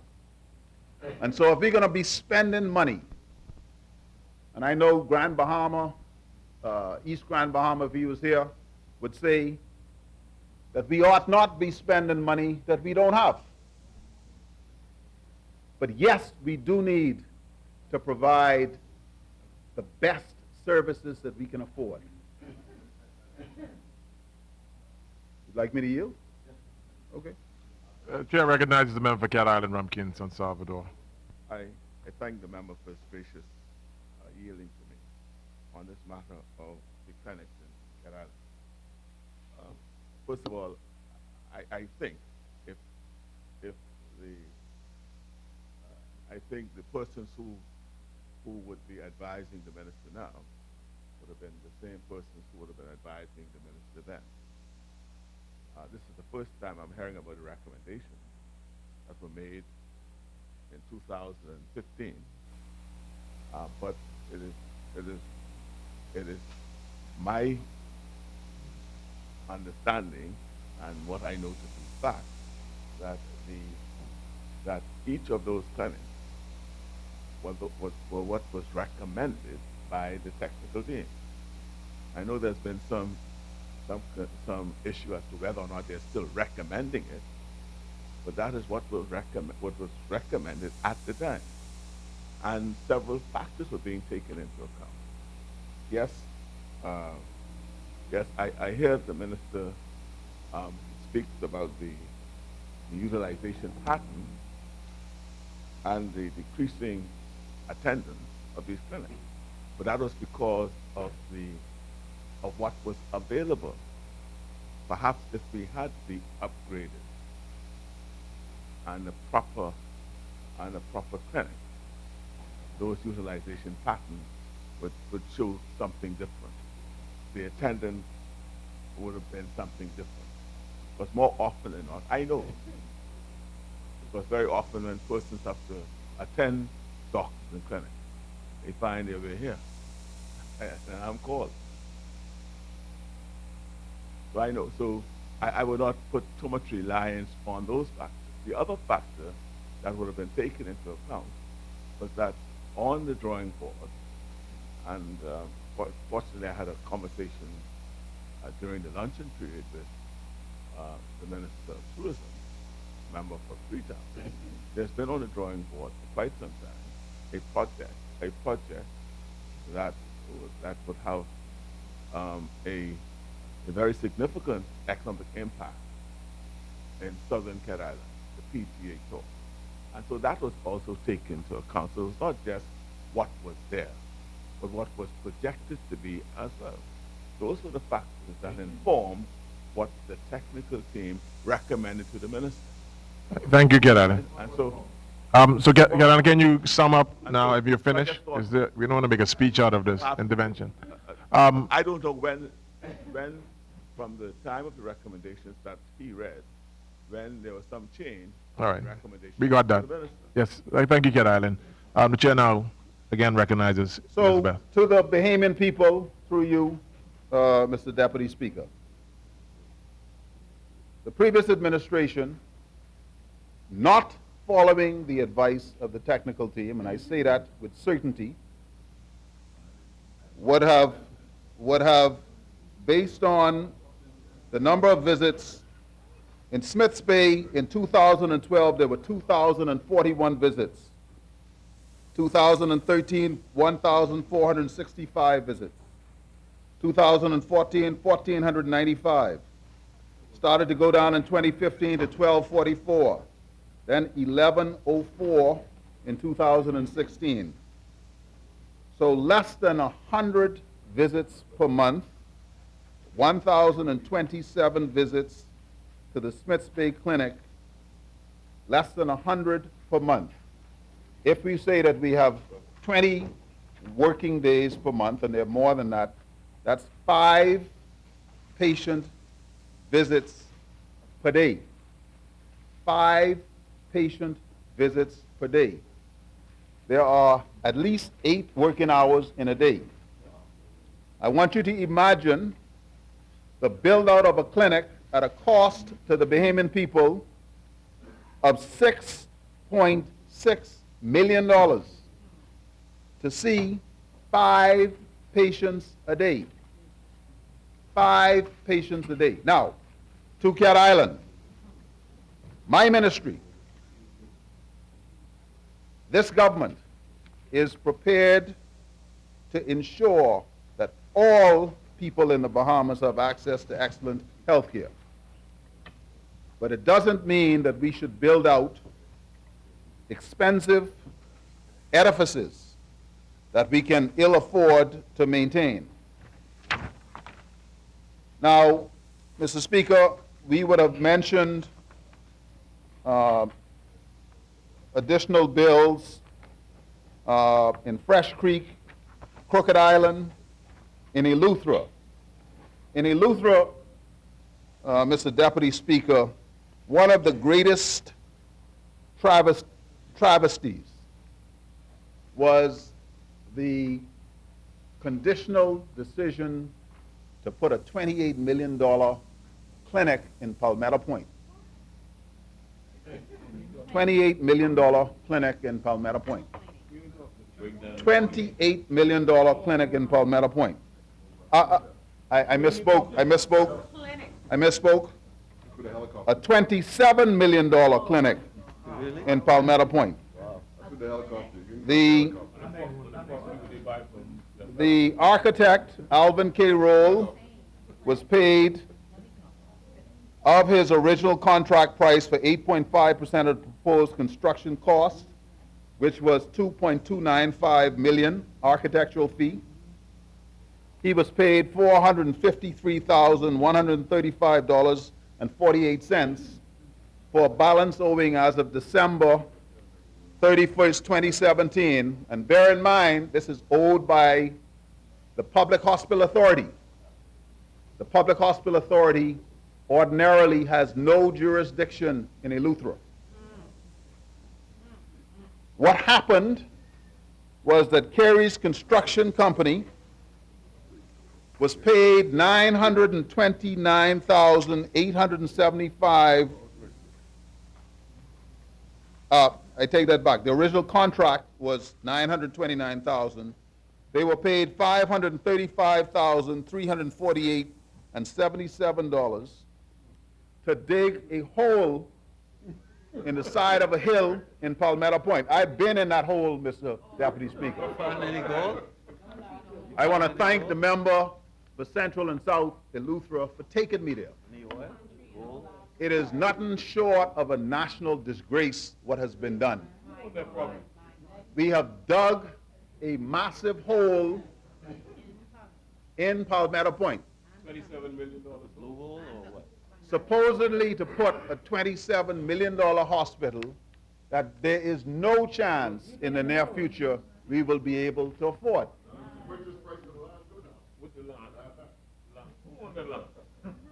Now, Mr. Speaker, what we have is fill that has been moved from this big hole in the ground.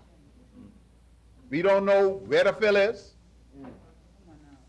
We don't know whether the fill is being sold and who is benefiting from the sale of that fill. And interestingly, right now, North and Central Eleuthera are separated. Wouldn't that fill come in handy? Absolutely. Wouldn't some of those rocks come in handy to maybe put Eleuthera back together again? But the people of the Bahamas, Mr. Deputy Speaker, has paid for this Palmetto Point Clinic $453,000 to the architect, $535,000 to Carey's Construction, not to mention the cost of the land. It's nice property. Now, where this gets to be very upsetting, Mr. Deputy Speaker, is when we realize that the American government has been trying to donate a mammogram machine to the people of Eleuthera. And all they required was that we complete the renovations to the mammography center in Palmetto Point. the cost of the renovations would have been less than $100,000, I'm advised. Mr. Deputy Speaker, I am ashamed to admit that because money was diverted to dig this hole in the ground, that the Americans could not donate the mammogram machine to the people of the Bahamas. And the machine has now been sent elsewhere. But we have a beautiful hole in the ground in Palmetto Point.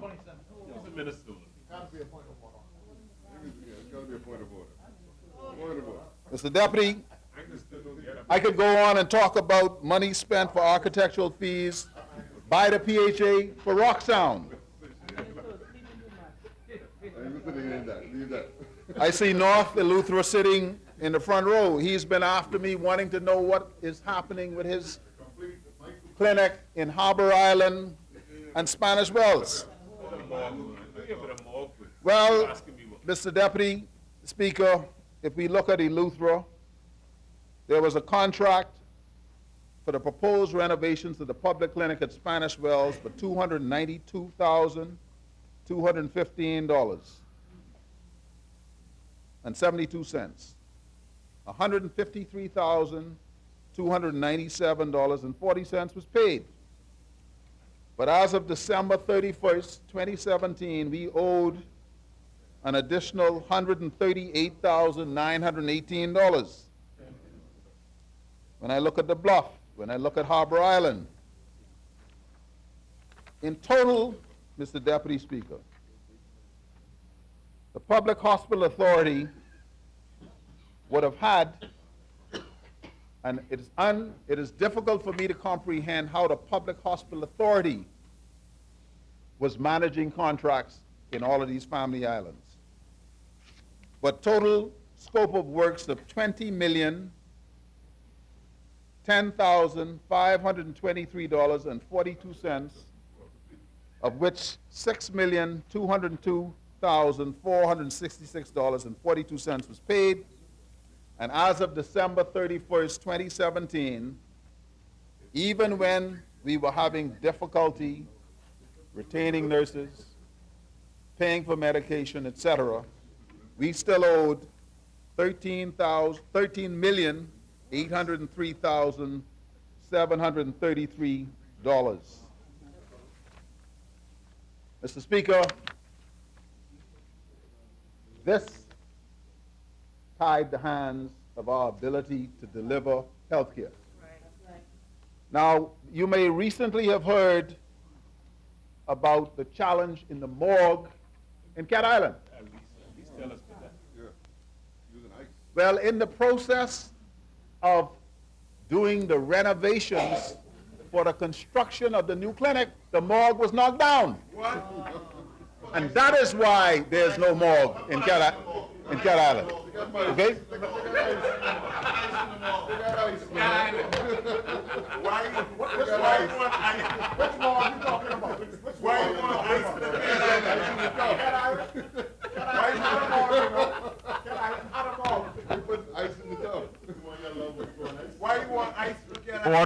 Order.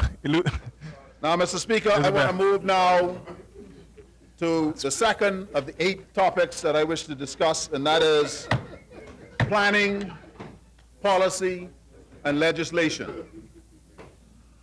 The Ministry of Health has a very strong policy agenda, a very strong legislative agenda, and we have been busily attempting to revise some legislation that has been in place for many, many decades, including the Dental Act, including a new Nurses and Midwives Act, a Tobacco Control Act, and an act to regulate opiates or narcotics and other controlled substances. We are all acutely aware of the challenges associated with access to good nutrition, the obesity epidemic, and the other challenges in our country. But in order to deal with these problems, Mr. Deputy Speaker, we have to make sure that the changes that we propose do not offend the existing laws of our country. As I would have said in my previous contribution in this honorable House, we are a country that follows the rule of law. And so when we look at some of the modifications in practice, for instance, there are nurse practitioners who have gone off, who have studied, and who could make a wonderful addition in some of our family islands. But our existing Nurse and Midwives Act does not recognize these professionals. And so we have to fix it. We have created a scenario now where if we had the legislative changes in place, we would be able to embrace this talent that exists all around us. And there are many nurse practitioners who have gone off, who have excelled, who have trained, and we would like to welcome them as a part of the healthcare team.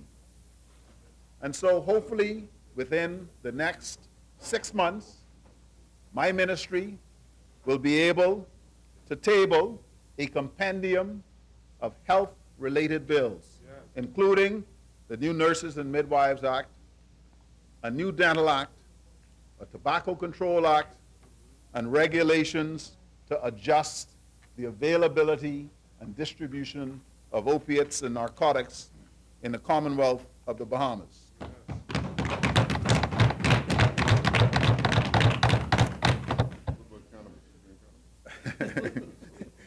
Mr. Speaker, let me turn now to human resources for health. And this has been a vexing challenge for the healthcare system. We spend 2/3 of the healthcare budget on what we call personal emoluments. For the Ministry of Health, this totals almost $45 million, $44,552,550. And in the Public Hospital Authority, roughly 80% of the $217 million. But Mr. Deputy Speaker, we are now facing a serious challenge with nurses throughout the Commonwealth of the Bahamas. Indeed, when I gave my budget presentation, I would have said that we were short roughly 440 nurses. I am sorry to report to the Bahamian public that that number, just since that presentation was given, we now have a national shortage of just over 650 nurses. Which means that when the member for North Eleuthera is interested in finding more nurses for his clinics, when my good friend from Mangrove Cree and South and Central Anderson, he and I speak often about the healthcare needs in his communities. If we don't have the talent, we will not be able to staff these clinics in our archipelago. If we're talking about 92 clinics across the country, I haven't mentioned about the staffing needs in order to develop the mini hospital in Exuma and the mini hospital in Abaco, and to modify our healthcare system to hub and spoke. We cannot do it with a shortage of 650, 660 nurses. We are facing a national crisis with nurses in the Commonwealth of the Bahamas. Yes, we spend over $1 million per year training nurses, Mr. Deputy Speaker. But we are losing nurses to the United States, to Canada, to the United Kingdom and other countries at an unacceptable clip. And as a consequence, it has forced us to shut down essential services. So right now, in our intensive care unit, there are beds that are closed in our new critical care block that cannot be opened because we lack the critical care trained nurses to staff it. We have patients on many wards, open wards, on ventilators. Just this week, Mr. Deputy Speaker, we would have been obliged to fly in ventilators from outside the country because of a number of sick patients on the wards at Princess Margaret Hospital. Now, if we as a people don't understand it, let me say this right now. One of the greatest threats to the health and well-being of our people is the shortage of nurses in this country. If you look at the country to the north, they're short by 500,000 nurses. They will pay the weight in gold of nurses. And that is what they've been doing. And so, as we move forward, we have engaged the nurses. I and my team have made it very clear that we respect them, that we value them, that we understand that they have not been well treated for decades. And that as a people, we are going to have to find a way, a creative way, to improve the recruitment and retention of Bahamian nurses, Mr. Deputy Speaker. You see, we have challenges with retention. We also have challenges with the deployment of physicians into our community clinics and the family islands. To train one doctor for 4 years, the government of the Bahamas spends $84,000 per doctor per year. Let me say that again. To train one doctor for 4 years, the government of the Bahamas spends $84,000 per doctor per year. That includes tuition, stipends, training. There are currently 56 doctors in their final year at the University of the West Indies, Bahamas campus, costing the Bahamian people $4.748 million. Now, we have examined the human resource pool, and we recognize that if we're training so many doctors, why is it that we don't have doctors throughout the family of islands where there is a serious need? And so, my ministry, within the next month or two, will establish an Office of Medical Staff Development. And the purpose of that office is multifold. One is to achieve appropriate deployment of staff. But most importantly, Mr. Deputy Speaker, it is to ensure the professional development of our young Bahamian doctors. And so the idea that a doctor will come in to do their internship, and subsequent to that internship, they will then either go into what is called a foundational training program of 2 years, at which point they will be equipped to go throughout the Commonwealth of the Bahamas. That office will define the need for the Princess Margaret Hospital, for the Rand Memorial Hospital, for the Sandlands Rehabilitation Center. But we will also define the need for Mangrove.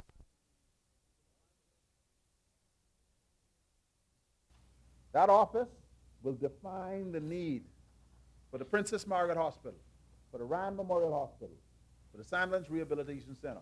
But we will also define the need for Mangrove Key, South and Central Andros, for the Berry Islands. I see you, North Eleuthera. For Michael. What we will then do, Mr. Deputy Speaker, is to attempt to move qualified family practice trained physicians into as many communities throughout our Bahamas as possible, to have them also assisted by individuals who have come through the training program at the Princess Margaret Hospital and Rand Memorial Hospital. At the present time, we're reviewing the number of staff required to service all areas of the public health system. That's not only in New Providence, but also in the Family Islands. And we will ensure that the healthcare workers deployed are appropriately trained and supported to deliver the level of quality healthcare that is required. Now, Mr. Speaker, one of the challenges that we have is with internship in the Bahamas. We have been blessed to have a number of eager and bright young people who have embraced the practice of medicine. Historically, most Bahamian doctors were trained at the University of the West Indies, initially at the Mona campus in Jamaica. Initially, the government of the Bahamas would have supported, through scholarships, every single one of them.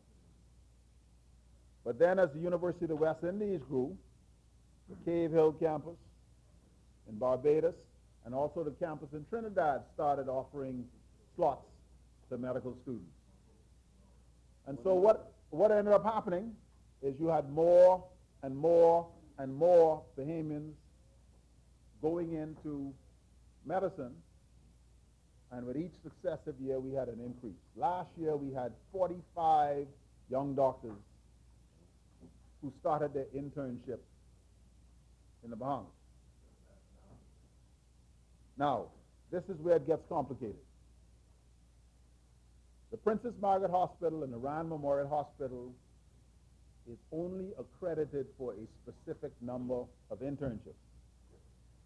Internship is not about work. Internship is partly about work, but it is also about the safe training and education of young doctors. So we are now faced with a situation where there can be as many as 73 young doctors applying for internships at our national hospitals. Most of these young doctors are coming from the University of the West Indies, but some of these young doctors are coming from Cuba, some from Dominica, some from Antigua, some from the United States, from the Dominican Republic. All of them Bahamian, and all of them seeking an internship. Mr. Speaker, we do not have the capacity to train 73 interns in our hospital. And so we are going to have to make the difficult decision that only the top 40 interns will be able to train in the Bahamas. We will support the others being trained in other jurisdictions. But what this is going to require is that we have another look now at the number of people supported by the Bahamian people to engage in medical training. The purpose of the Office of the Medical Staff Development is to track professional development, but also to match the needs of the country to the human resources available. Mr. Speaker, I want to move now to programs and health systems and surveillance. You would be aware that when I presented my budget presentation last year, we spoke to a number of concerns. We spoke to the fact that funds were redirected to address items not budgeted for. I just spoke about that again.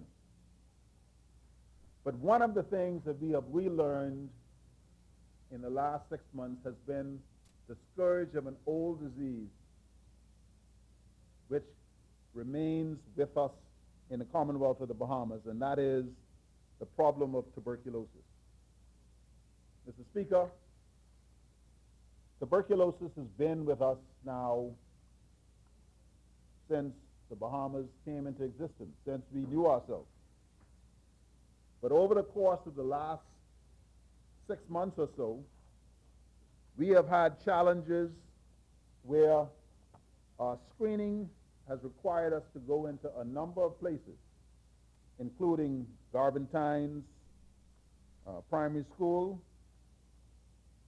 including a building housing the Gaming Board and Urban Renewal, the University of the Bahamas, the Detention Center, the Customs Department, Bahamas Air, and Atlantis, just to name a few. Just to give this honorable House an understanding of the challenge that we faced in Eleuthera, back in 2015, there was a child who presented to the Princess Margaret Hospital with meningitis. That's infection of the fluid or the space around the brain and spinal cord. After that child was tested, it turned out that the child had tuberculous meningitis.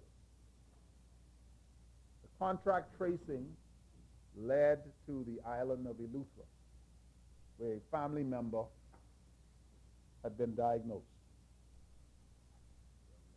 Initial screening was done on that island, and it identified a number of persons who had positive skin tests or MANTOs for tuberculosis. There was a challenge, Mr. Deputy Speaker, because MANTO positive skin test requires that those people all be screened with x-rays. I am saddened to say that those screening x-rays were never done. And so almost 100 or so individuals with MANTO positive skin tests did not get their x-rays performed. That went into 2016 and 2017, and the problem was once again raised. We recognize that this posed a significant public health concern and needed to be dealt with.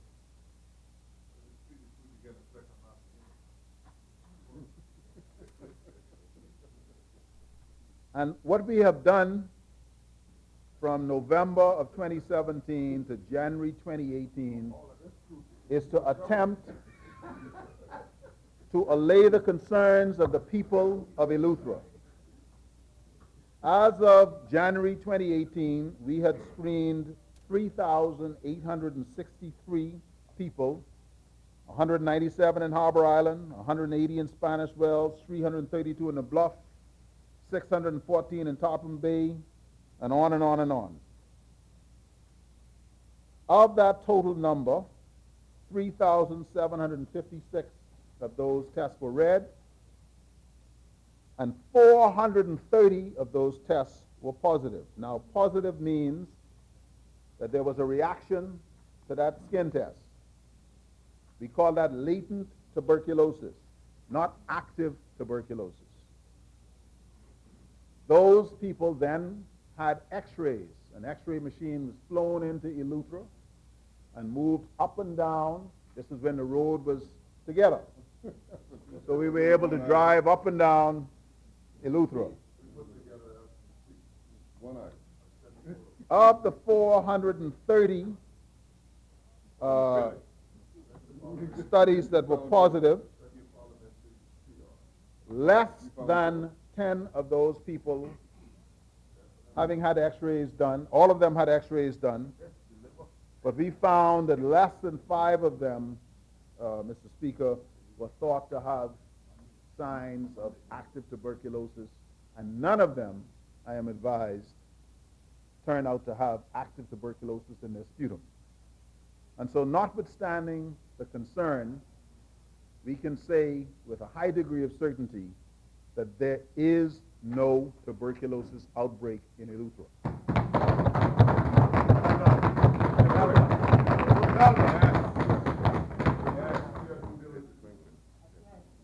We can say the same thing about Garventines. We can say the same thing about R.M. Bailey. We can say the same thing about the Gaming Board. We can say the same thing about Urban Renewal. But what we will also say, Mr. Deputy Speaker, is that this work will never stop.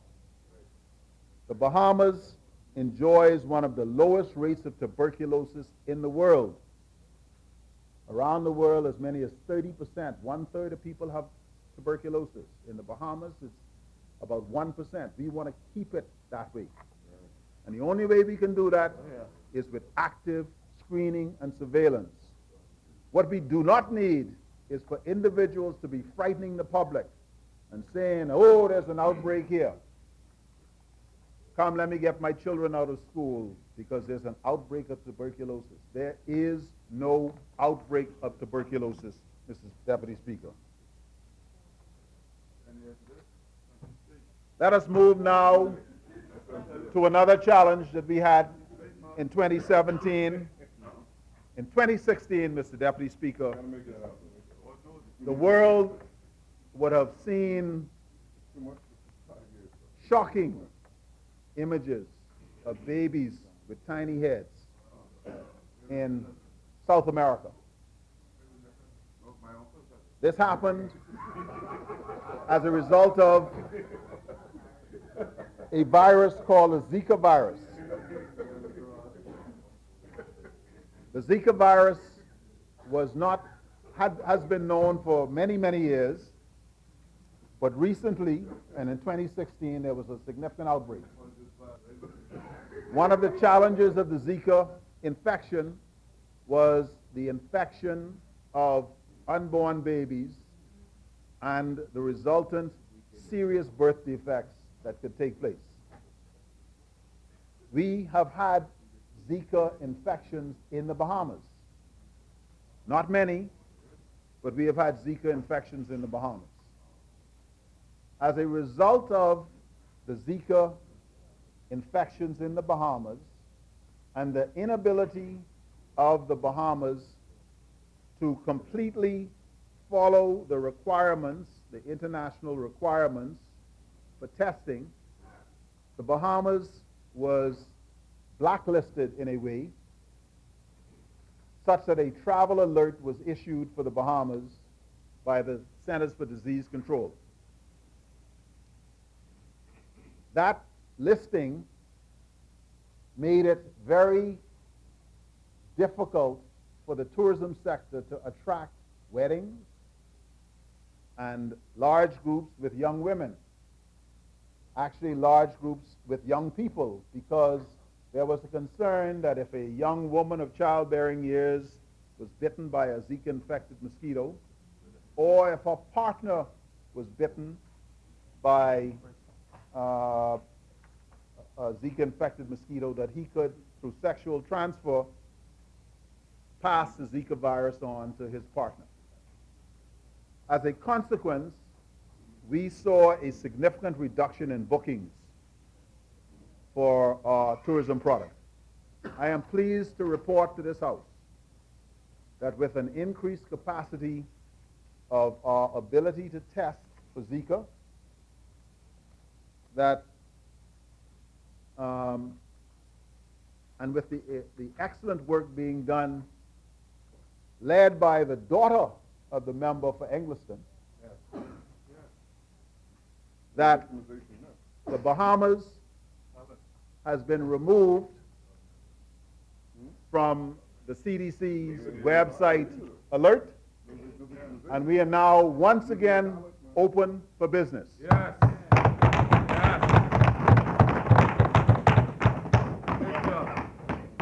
So, Frankie, you ready? The chair Elizabeth Yealing. The chair recognizes the member for Southern Shores. Mr. Deputy, I rise to move that the business of this House to adjourn until 10 a.m. Until 10 a.m. Monday got the wrong calendar. Monday the 12th. Being moved and seconded that the business of this House suspend until 10 a.m. on the 12th of March. Many members are in favor will remain seated. Those opposing will rise. Carried. This House is hereby suspended, until the 12th of March 2018 at 10 a.m.